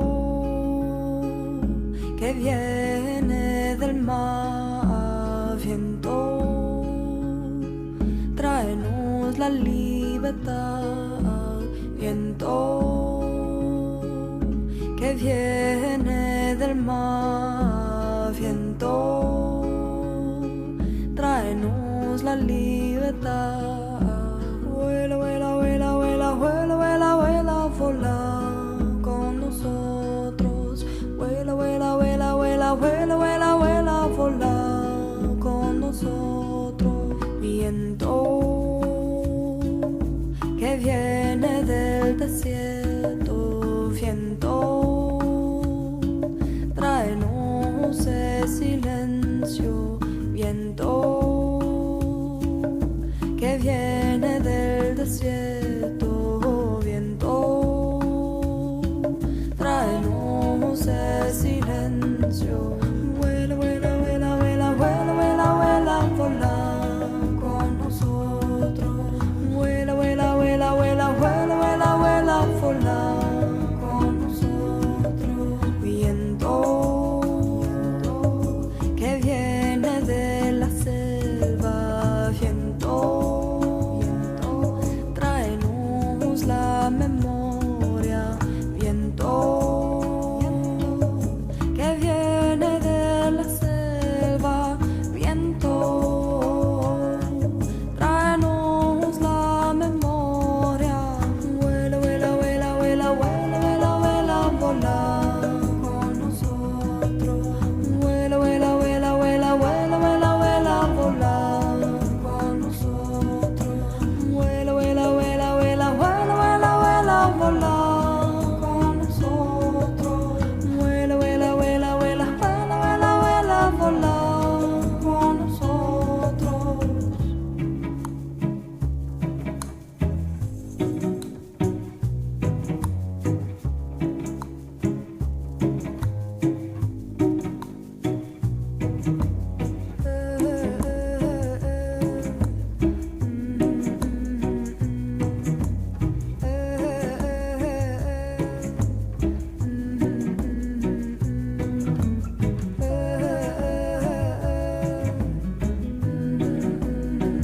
And we're back. Hi. Welcome. Make your way back to your seats. If you have your eye mask, this is a good time to pull that out. Extra pillows, extra blankets. If you are able for the first half of this meditation, I highly recommend that you are seated up. We will be laying down during the second half, but most meditation is done best with a straight spine, sitting upright. So if you're able to, but if you're not, of course, honor your body and where you are at right now. Silence all cell phones, get rid of all that stuff. We're going to want to go really deep for this. Before we go into our meditation, I wanted to just go over next month's event really quickly. So the One Heart, if you're new and this is your first time with us, the One Heart Collective is a monthly event. We have, like I said, the 3 education and meditation events, but then the other months of the year, we have purely meditation meetups. So it's a 90-minute event all in. We do an hour-long meditation plus a closing ceremony. So what we're about to do right now is what most of our One Hearts encompass. So at the end of this meditation, I recommend that you stay on, and we're going to stand at the end and do a final anchoring and sending all of our love to the planet. But this meditation is called Sphere 6. We've been working within The last 6 months, we've been working within this 12-sphere geometry meditation series. So we're reharmonizing and retuning all of our 7 primary energy centers, and then we'll be moving beyond those to reharmonize our actual energetic field and to bring our field geometry into greater degrees of coherence. We're specifically working with what would I call it? An allegorious term called the loom field. It's a term used to explain this underlying fabric source intelligence that is underlying all dimensionalities, all of life, all of creation. And so we're consciously tuning into that fabric of intelligence, and we're weaving ourselves whole, and we're also weaving this wholeness through all of humanity. So this is a beautiful 12-month, 12-sphere meditation. We actually do these in our owners communities every week. So I've gotten to do this particular one. It's going to be focused. It's called Sphere 6 because we're focused on the 6th energy center. So we're going to be specifically tuning into activating and awakening the pineal gland and that inner vision and that connection to source intelligence as a way to receive vision from a higher power. Our broadcast is February 7th, 11:30 to 1 p.m. Like I said, that event is an hour shorter. So get your families together, get your rooms together. If you have a business, a local light system, or even a yoga studio or anything, bring people together. It is so much fun to meditate globally, as you all are about to see. So I think we're good with that, you guys. I'm going to just give a little bit of instruction about today's meditation. We'll be doing some box breathing. I tried to do one last month with the Fibonacci sequence, and it was like a very long exhalation. I'll do a couple of those with you all, but we're also going to just do a rhythmic box breathing after we do a couple of these Fibonacci breath work. So if you have not ever done a box breath, you're going to sit, and you guys can kind of start getting into position. We'll start the music in just a minute, but let me give you guys a little instruction. Come to a nice seated position. Straighten your spine. Take a nice big deep breath in, just wherever it feels comfortable for right now. And just let everything go. Everything from before you came here. Just sink fully into this moment. Take another nice deep breath in. Feel your lungs start to expand and contract as you slowly release that air. Now, as we do this box breath, we're going to inhale for 5 counts. Then on the top, we're going to hold it for 8 counts. And then we're going to release very slowly through the mouth for 13 counts, and then we're going to hold at the bottom for 3. So this is a very advanced breath technique, but it does lead to very beautiful things. So when you're ready, take it at your pace if you need to. Inhale for 1, 2, 3, 4, 5. Hold for 2, 3, 4, 5, 6, 7, 8. Now exhale so slowly for 3, 4, 5, 6, 7, 8, 9, 10, 11, 12, 13, and hold at the bottom for 2, 3. Now take a nice big drink in for 1, 2, 3, 4, 5. Hold at the top. Nice full lungs for 3, 4, 5, 7, 8. Now slowly release down. Go as slow as you can. 4, 5, 6, 7, 8, 9. You're almost there. 12, 13, and hold at the bottom for 2, 3. Now we're going to go rhythmically. 1, 2, 3, 4, 5, and we're going to hold at the top now for 5, 4, 3, 2, 1. Now hold at the bottom for 1, 2, 3, 4, 5, and exhale all the way out for 5, 4, 3, 2, 1, and hold as long as you can for 3, 2, 1, and take a nice big inhale and just let your breathing find its own rhythm.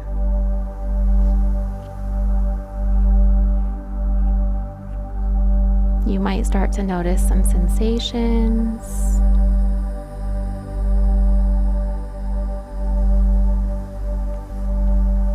You might feel your cells start to move. With each inhale, allow energy to gather. And with each exhale, allow that energy to organize around you.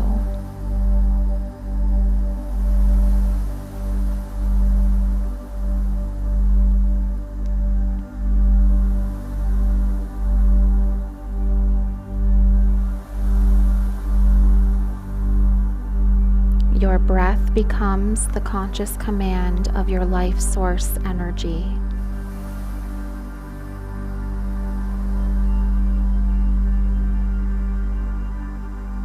Inhale through your nose and expand your belly, then ribs, then upper chest.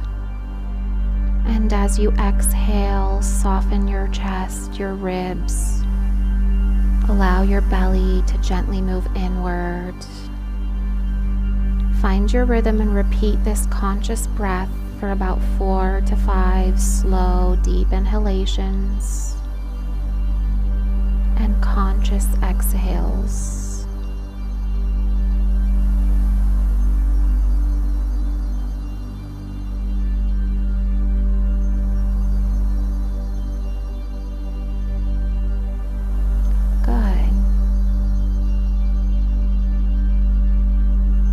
Relax your shoulders as you're breathing in your own rhythm. Notice anywhere else in your body that you can let go of. Tension. Bring all of you into this present moment right here, right now.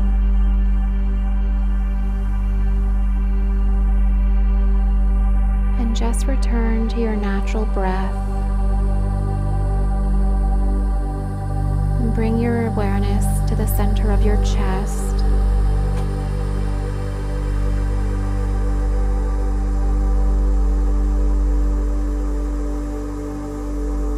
Become fully present with yourself.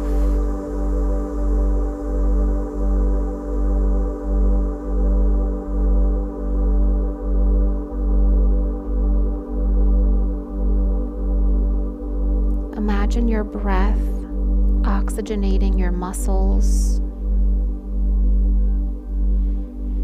Feel that oxygenation moving through your joints.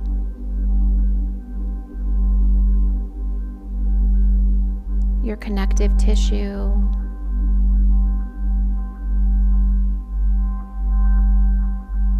Your fascia.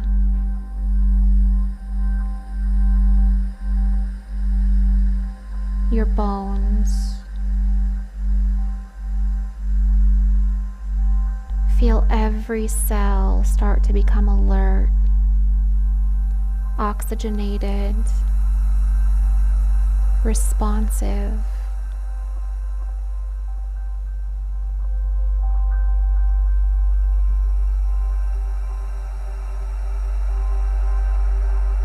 And just let go of any force of your breath and sink fully into this moment. You might start to notice sensations in your body. There could be clarity in your mind. This is your body's readiness.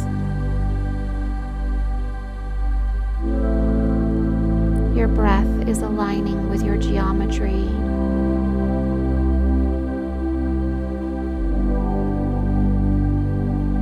and your waveform is becoming coherent and responsive to your command.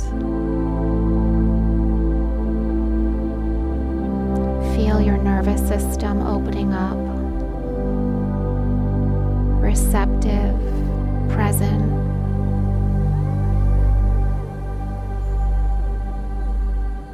You are the doorway to awakening your superhuman function. You are the receiver. This is where we move into the heart, the most magnetic, intelligent energy.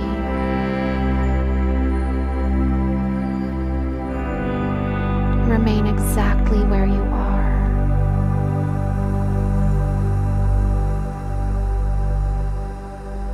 Keep your focus in your heart.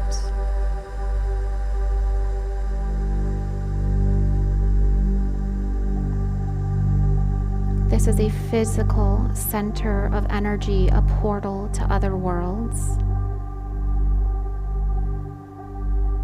It is functional, and you always have access to this place. Take a nice big deep breath directly into your heart space, and as you exhale, allow the space around your chest to expand in all directions.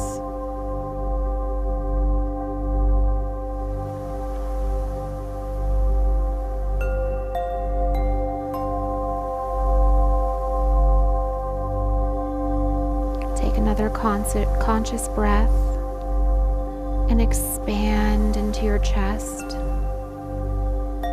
Allow your heart to open naturally, to feel seen, to feel appreciated by you. Talk to your heart and let it know that it is safe to open.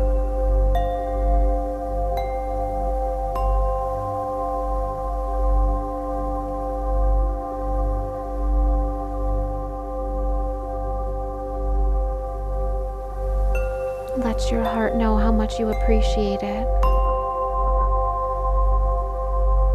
Its source of wisdom, its guidance, its unconditional love. Now, as you continue to breathe in presence with your heart, simultaneously bring awareness to the center of your head, your third eye. Feel those two portals, the head and the heart, to both connect, to activate, to awaken each other. Heart awareness, mind awareness, both at the same time. Feel your heart synchronizing with the seat of your intuition, unifying.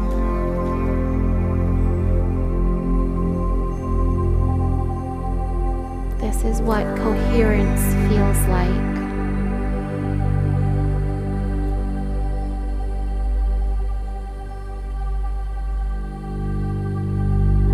Allow yourself to just receive.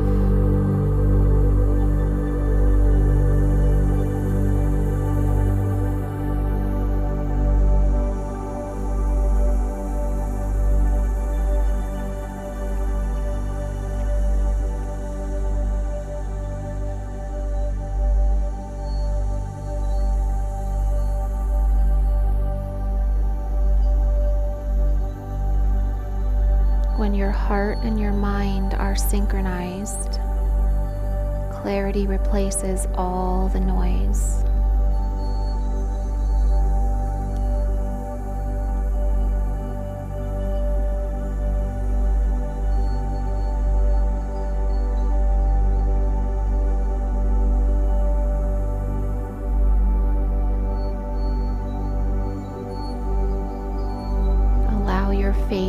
soften.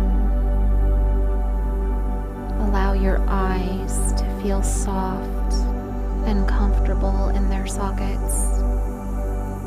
Allow your tongue to relax inside your mouth. Release any and all lingering tension.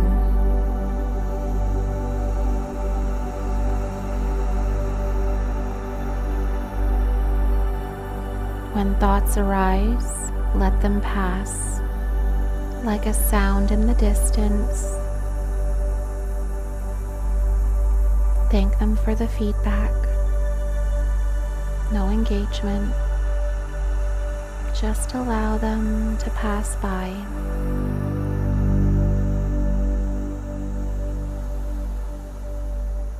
Allow your mind to become an open field. Clear, receptive, and precise.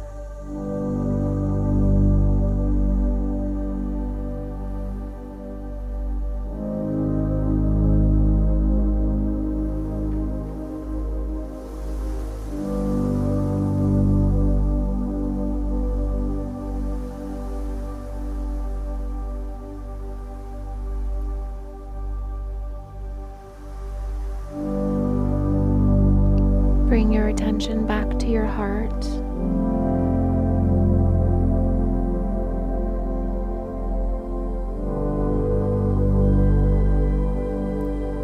The energy that pours through your heart expands your entire nervous system. What emotions do you want to feed your field right now?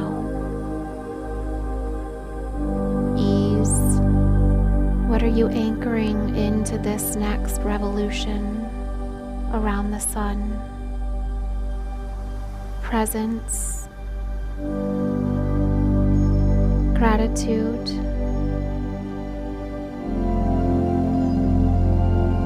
harmony, coherence. What do you want to pour into your body?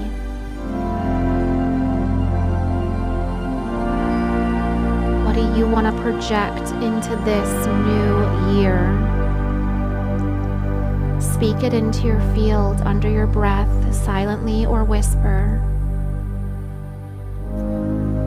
The emotions that you want to command into your field.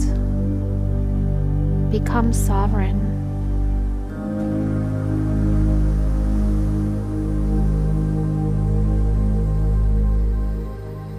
Feel your heart start to synchronize with your mind again as you speak and hold these vibrations in your fields.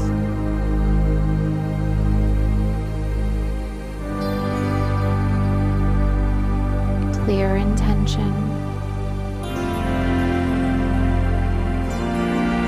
An open heart. And a coherent body.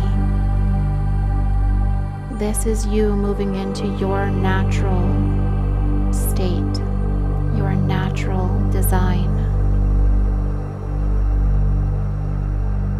You are now ready to direct your awareness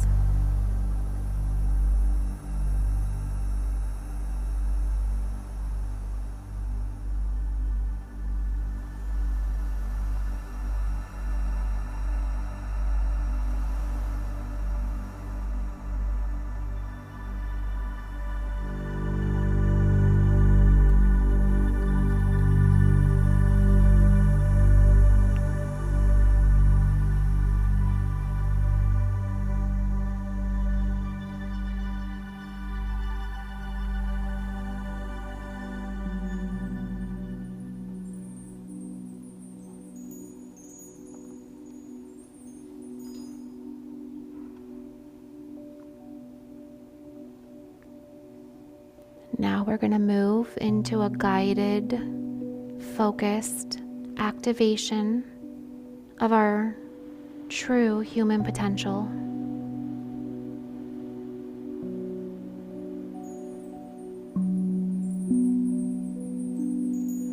Remain exactly where you are.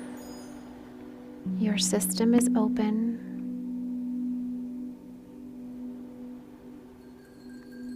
Bring your awareness to the very center of your body.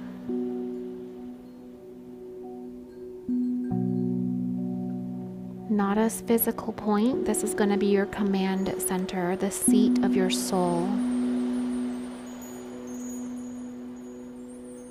From this center of awareness, you're going to begin to send clear instructions that every system receive the same message to organize, to optimize, and to cooperatively harmonize to their original divine blueprint and in divine order. First, we're going to focus on the nervous system. Bring awareness to your spine. Take a nice deep breath in.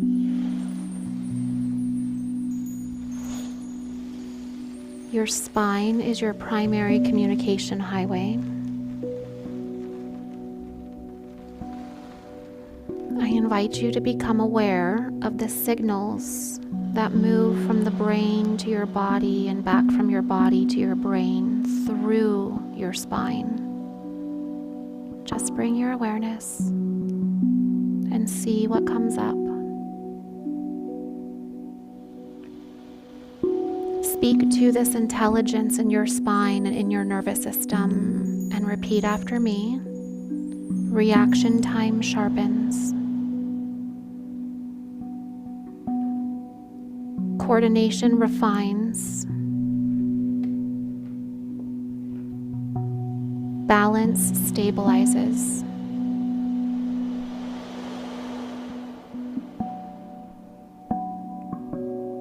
The autonomic system functions as one intelligent unit.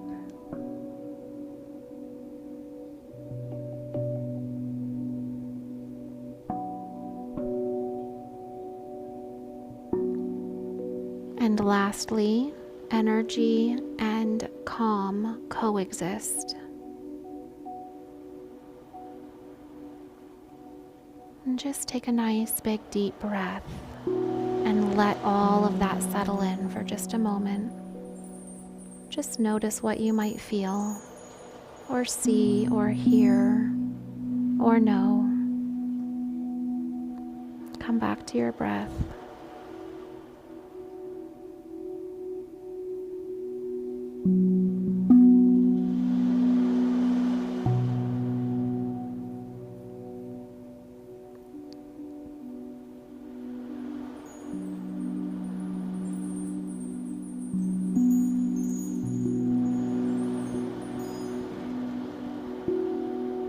Now take another nice deep breath in and bring awareness to your fascia and connective tissue.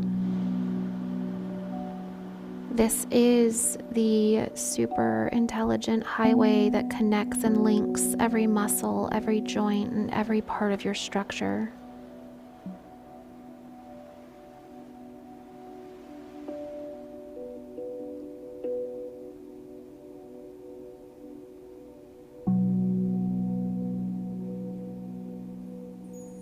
Your fascia stores energy and it distributes that source energy throughout.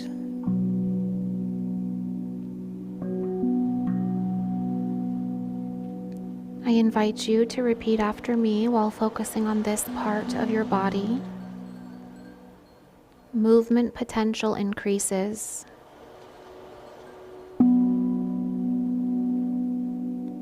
Strength expresses as efficiency.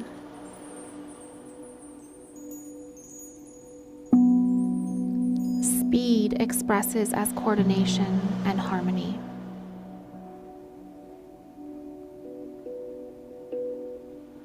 Now take a nice big deep breath in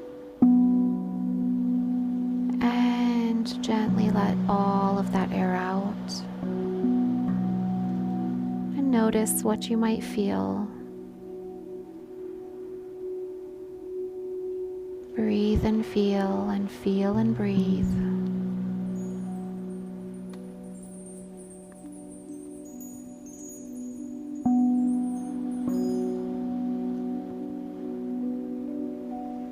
Now bring awareness to your circulation. This is your cardiovascular system, your lymphatic system, your metabolic intelligence. Blood flow feels smooth and expansive. Take a nice big drink of oxygen in as you repeat these words. Oxygen delivery is optimal to all of my tissues, organs, cells. And gently exhale.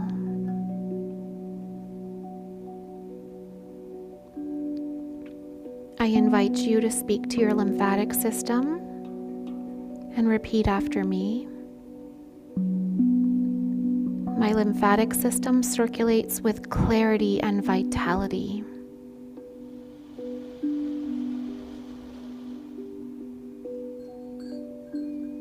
My metabolic system converts energy cleanly and efficiently.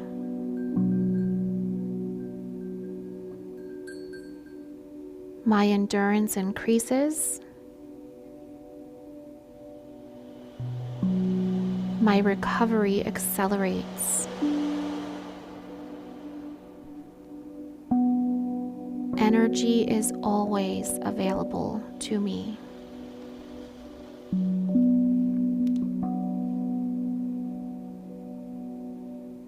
Take a nice big deep breath in.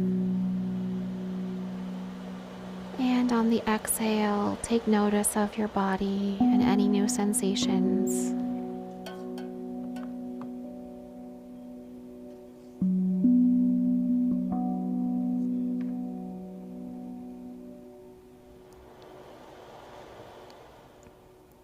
Now I invite you to bring your awareness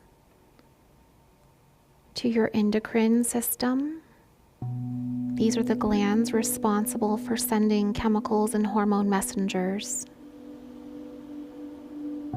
Speak to your entire endocrine system, repeating after me. Signals are clear. Timing is precise.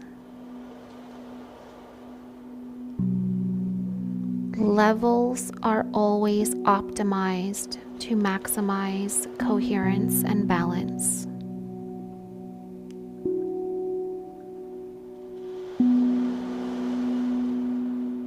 My body knows exactly what to release, when to release it, and how much to release.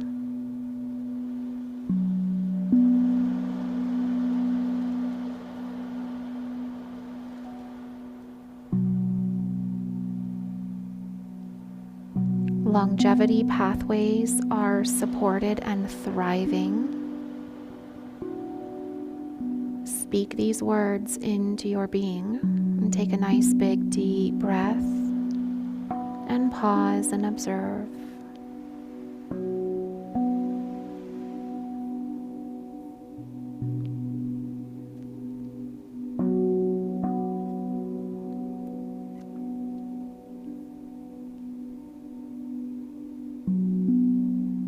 Now bring your awareness to your brain, not as an organ, but as a network of intelligence. The left and the right sides of your brain hemispheres are in balance and cooperation. Start to feel them speaking to each other. Then feel the front of the brain speaking to the back of the brain. The left side speaks to the right side speaks to the left. And internally or whispering under your breath, I invite you to repeat after me. Pattern recognition improves.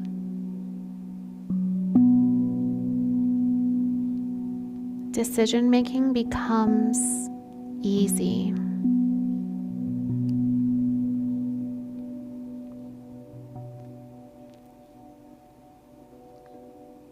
Mental clarity and mental coherence increase with ease.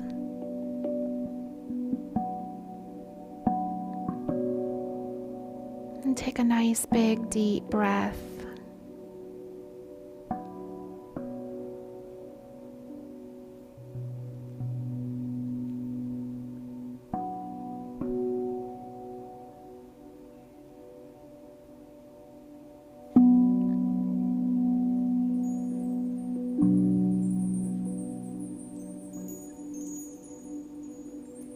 Now we're going to move into a deeper plane, the causal plane. This is the field of information around your body. This is the deeper field, the deeper layers of your soul. This is where the beliefs and the systems emanate into the rest of your life. This is where the patterns are formed. This is where the new instructions are made manifest with ease. Take a nice big deep breath into your field and start to feel the energy around you. Start to tune into the energy behind you. Start to feel the energy underneath you, on top of you, in front of you.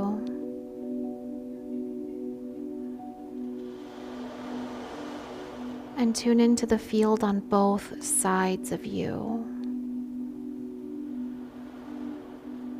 You are connected to an infinite field of intelligence. This is where your body receives instructions and remembers how to operate optimally.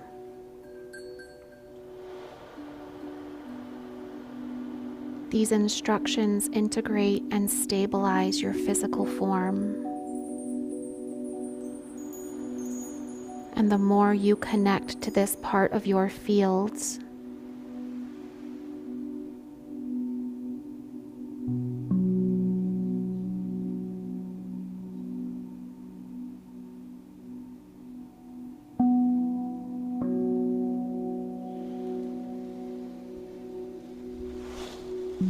the more you can bring coherence to your physical worlds.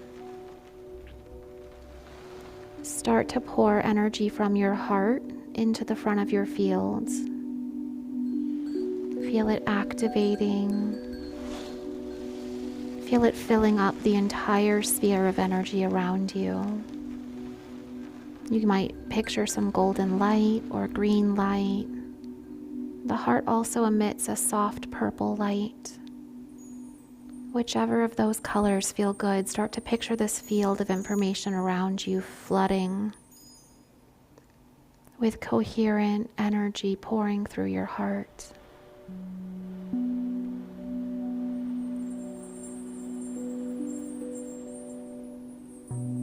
Feel this field of intelligence becoming more filled with coherence, with the systems that are in best alignment with your evolution, with your intentions for this new year.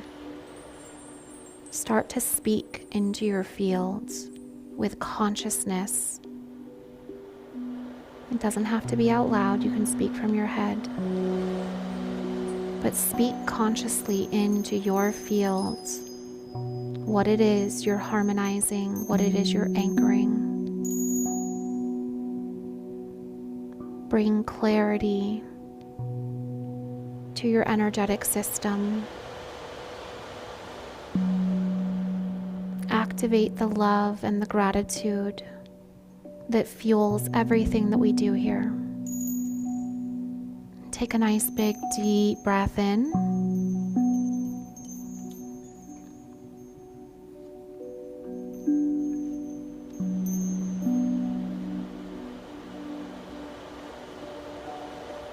And as you release this breath, lay down, lay back, lay down. If you're able to lay on the floor or move your chair back, relax your body. Thank yourself.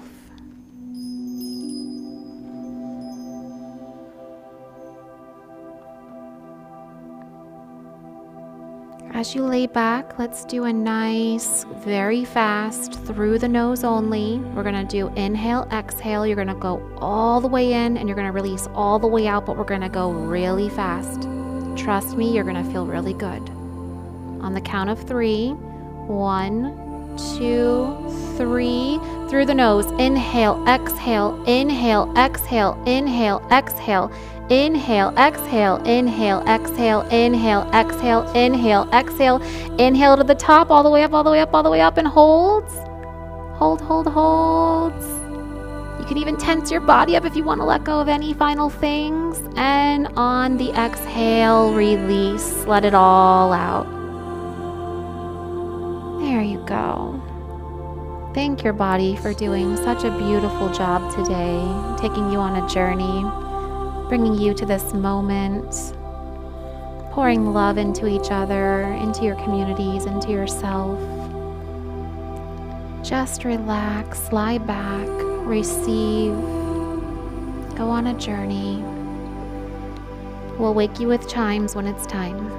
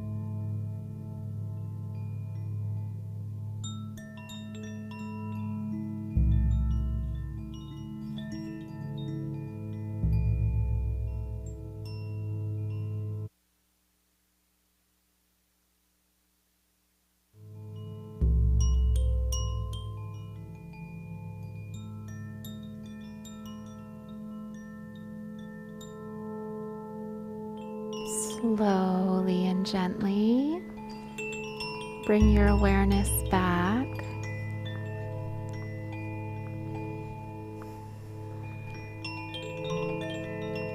Maybe change your breath, deepen your inhalation. Remember where you just went. Take a moment. Become fully present. Where did you just go? What did you just see? Take a moment to anchor the things that you just anchored. Consciously anchor them back into this present moment. And take a nice deep stretch when it feels right. Stretch your legs, stretch your spine.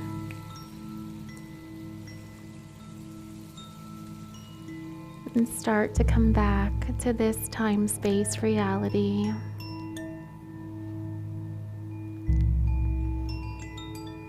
Some of you went pretty deep. Take a nice big sip of water, mineral water right now. And we can cut the music. I love those chimes. I'm in my wellness center and we have a chime that we go around and wake everybody up with at the end. They always say it's the best way to come out. So that was absolutely beautiful. I don't know what all of you experienced, but I know there were some very key moments where I was back with the music and I felt waves of chills coming through. And Yeah, my room seems like they were very tapped in. So hopefully you all were also plugged into what you needed today, and you received some new instructions, some new commands, and you're going to be emanating some new information into your environment this revolution. Before we, let this person into the room. Welcome. So anyone is free. If you want, you all are welcome to put anything in the chat that you would like to have heard, said, speak, any feedback, anything, any experiences, feel free to write them in the chat. We also have an online Facebook community that I would love to have all of you join, where we can start sharing and our experiences at these events. We also plug you into what's coming next. As you all know, we're doing meditation events for the next 3 months. And before we close out today's beautiful ceremony and our beautiful event that all of you had a very important part of contributing to, we're going to come to our feet in just a minute. Oh, thank you, beautiful. Beyond words. Oh, from Kathleen, reading this. Thank you, Emily and One Heart team, powerful and magical. We had someone new on the team named Oliver. He did amazing. He and my dad did today's event. My dad just started his 80th orbit around the sun last month. And Oliver, how old are you? 16. Look at that. Working together, community, dream work makes the team work. The two of them have been like peas and carrots in a stew pot. They speak the same language, and it's been amazing. So huge thank you to both of you. And again, before we close this out, we always rise to our feet if it's your first time. And if you're alone, we're going to be locking arms. So you're going to be quantumly locking arms with other people in the event, or you can quantumly lock arms with people who you love and feel comfortable with, and you know their energy. But we're going to be rising to our feet. We're going to be plugging into Mother Earth. We're going to be doing some deep root work where we anchor into the heart of Mother Earth. And then we're going to be visualizing the planet, and we're going to be pouring some of this beautiful love that we just opened in ceremony together. We're going to be pouring this back into the earth. There are measurable changes that happen on the planet, in cities, in organizations, in places, with animals, with the oceans, whatever part of the earth you love. It is positively impacted when we come together and we consciously direct our heart energy at that part of the world. So if you all are ready, we're going to give back. We're going to pay this forward, One Hearts style. So even though I am sitting in the chair, if you are able, please come to your feet. And Oliver, if you listen, make sure you can hear my voice and her voice equally if you're on the Zoom rooms. Okay. Take a nice big deep breath. We moved a lot of energy last year. Last orbit around the sun, and now we're continuing to move into new energy. So take a nice big deep breath. Bring your hands to your heart, maybe one to your stomach. Really feel into your feet. Feel your hips, your knees, your feet. Start to become aware of the lower half of your body. Anchoring point, your roots. And take a nice big deep breath into your knees. Envision yourself moving forward this year. Forward movement. Breathe that consciousness into your knees. Forward aligned movement. Now bring your attention into your feet. Feel them solid, anchored, firm on the ground. And take a nice big deep breath in. Breathe all the way down into your feet. And as you exhale, start to feel golden roots moving through the soles of your feet. Feel those roots moving deep into the ground below you. Moving with every breath deeper into the earth. Feel your heart beating under your palm. as those roots grow deeper and deeper into the earth. Start to feel a connection between your heart under your palm, your breath, and the heart of Mother Earth underneath your feet. That's it.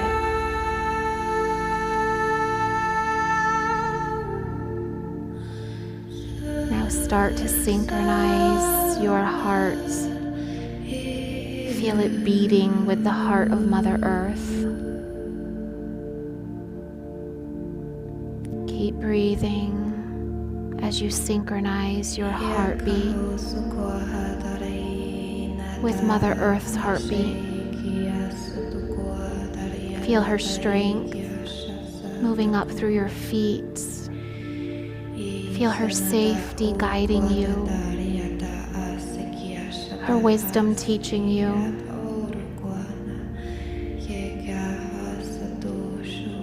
And her intelligence illuminating you. Now feel that energy moving up through your feet, through your knees, your hips. Feel it moving up into your pelvic floor, through your glands, your tissues, your cells, into your stomach, your heart, your throat. Feel that energy moving into your third eye, your crown. Feel Mother Earth's beautiful energy moving through your entire being, reaching up through the crown. And just breathe.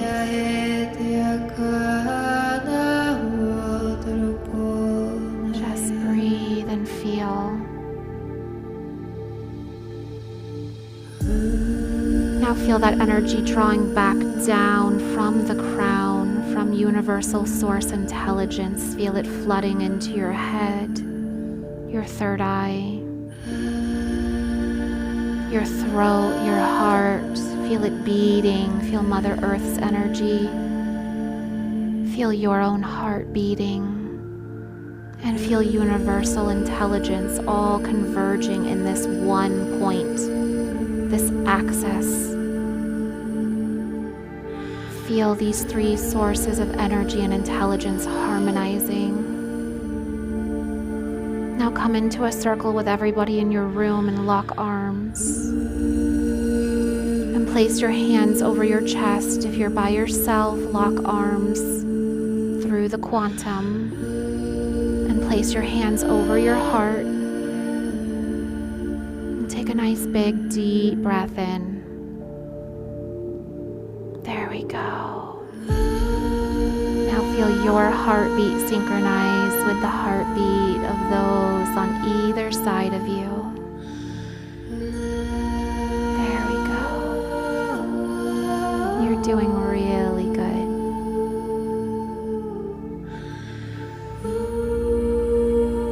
Take a nice big deep breath as your heartbeat synchronizes with Mother Earth, with all of those around you. Now picture the planet right in front of you. Beautiful, radiant, divine, and perfect order. Now gently bring your hands from the heart of your chest out to the front of you and pour love through your palms right into the Mother Earth, into all of her children, into the animals, into the oceans, the forest. Pour this love, pour this wholeness. Let it bathe the planet. Let it wash it, purifying, redeeming. Really connect to those who are struggling right now. Help them remember who they really are. Awaken that golden thread inside their heart.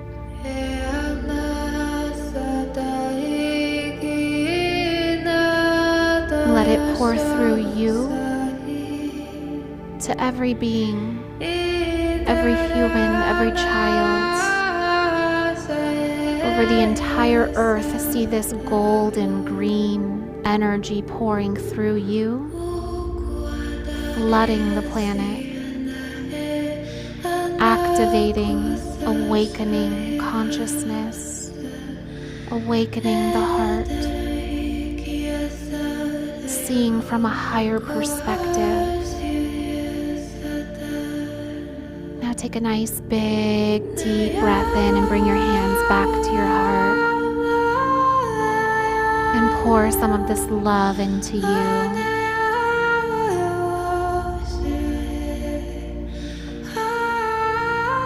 Thank yourself for being here for something so beautiful, so sacred. You are a gift to this world. Every day, the way you show up, the way you pour love into yourself, into others, you are the one heart, and you're helping everyone else remember theirs. Now come and give everyone big heart-to-heart hugs.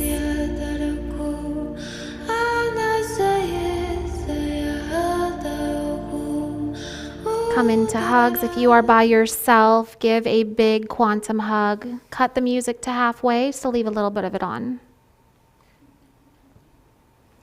We're going to give at least, if you have people in your room, give at least one person a 20-second or longer heart-to-heart hug. Drink some water. Pour this love back into yourself. Call all of your energy back to you right now and only stay connected to those in coherent heart alignment. So go shower each other with that beautiful love. Oh.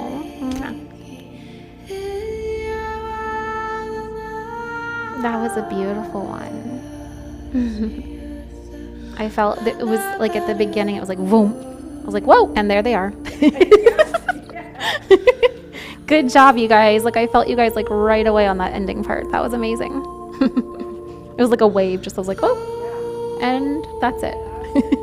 Yeah. You guys are very, very connected. This is beautiful. Absolutely beautiful. Ooh, okay. 5 minutes. All right. Well, hey, I used to go like half an hour over, so we're doing pretty good at 5 minutes. All right, well, reminders, friendly reminders to creating systems. Always add minerals to your water. A little bit of salt also helps it become more bioavailable. Every morning, if you're able to, go outside when the sun is coming up. That activates very specific things inside of your field. Light therapy. We have the sun as part of our light therapy, so going outside when the sun is coming up and letting it interact with your field. Very big life hack. I also just learned this. At 4 a.m., your mouth dumps all kinds of crazy, nasty, dead stuff into your mouth. I don't know. You can look this up. It's very disturbing. It doesn't wash out with water, though. That's why everyone doesn't have like the nicest mouth in the mornings until you do this. When you get up and go to the bathroom, I just have a jar of olive oil now. Just wash your mouth out for 120 seconds or 90 seconds while you're peeing. Just wash. Spit. Brush or use the, mouthwash, the natural mouthwash. And it cleanses a boatload of nasty bacteria. My mom has been struggling with heart issues. Instantly, she's like, my heart just felt regulated. I've heard other feedback from people. Someone else had blood sugar. That corrected right away. So we don't even know the amount of these little tiny things like putting minerals in every water, consciously reaching for more superfoods, taking that moment outside every morning, touching a tree for just a few minutes with your palms or your feet, rinsing the mouth out.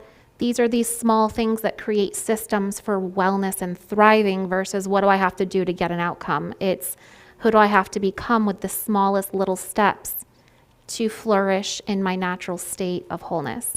So those are a few of my little life hacks that I've been implementing. Oh, skin brushing too. It doesn't take hardly any time. It activates and awakens you electrically. If I'm feeling stressed or tired and I go home and skin brush, I feel boop. I feel like it's like I don't do caffeine anymore, but it would be as if I had had an espresso shot. It's like a shot to the nervous system and the energetic field. So, and it's cleansing your lymph system. So move more, love more, minerals more. light therapy more, and just keep being you. You all are a huge inspiration. If any of you have any ideas or tricks or tips that you can help, we'll be sending out an email with all of this content from today, but also get into our Facebook group. Start making suggestions. This is not the Emily show. This is not Emily's One Heart. This is all of us. I love that you all carry your own wisdom. You all have your own experiences. We want to hear from you. It melts our hearts. We love to see you in your rooms. We love to see pictures. So get in the Facebook group, get to know each other, share, become more vocal. That would be my greatest held vision for 2026 for the One Heart. I'd love to see more of all of you and learn from more of you. So anyway, you guys ready to close this out? Huge thank you to our amazing team. I love that they could be like great grandpa and grandson, and they did amazing. So it is with a full, happy, and grateful heart on this Cancer in supermoon, new moon, something moon in Cancer. I'm a Cancer. Jason was a Cancer. I forgot to point that out. Cancer over here. But it has been such a beautiful, beautiful event today. I actually like sitting down. I might keep this idea. I don't know why I was ever standing. It's much more comfortable. Anyway, I love you all. I'm grateful for you. Keep going out and radiating your natural superhuman potential. I hope to see you in Miami or on the live stream or here at the fountain sometime. If you're ever up in Connecticut, come visit us. And we'll see you next month. By the way, if you enrolled for today's event, you are automatically enrolled for the rest of the year for all of the rest of our meditation events. You'll get a reminder in like 2 weeks for it, and then like a reminder in like 24 hours beforehand. So again, we'll see you in February, and I'll see you on our Facebook group, and possibly I'll see you in Miami. Lots of love and thank you. We love you. Have a beautiful rest of your month.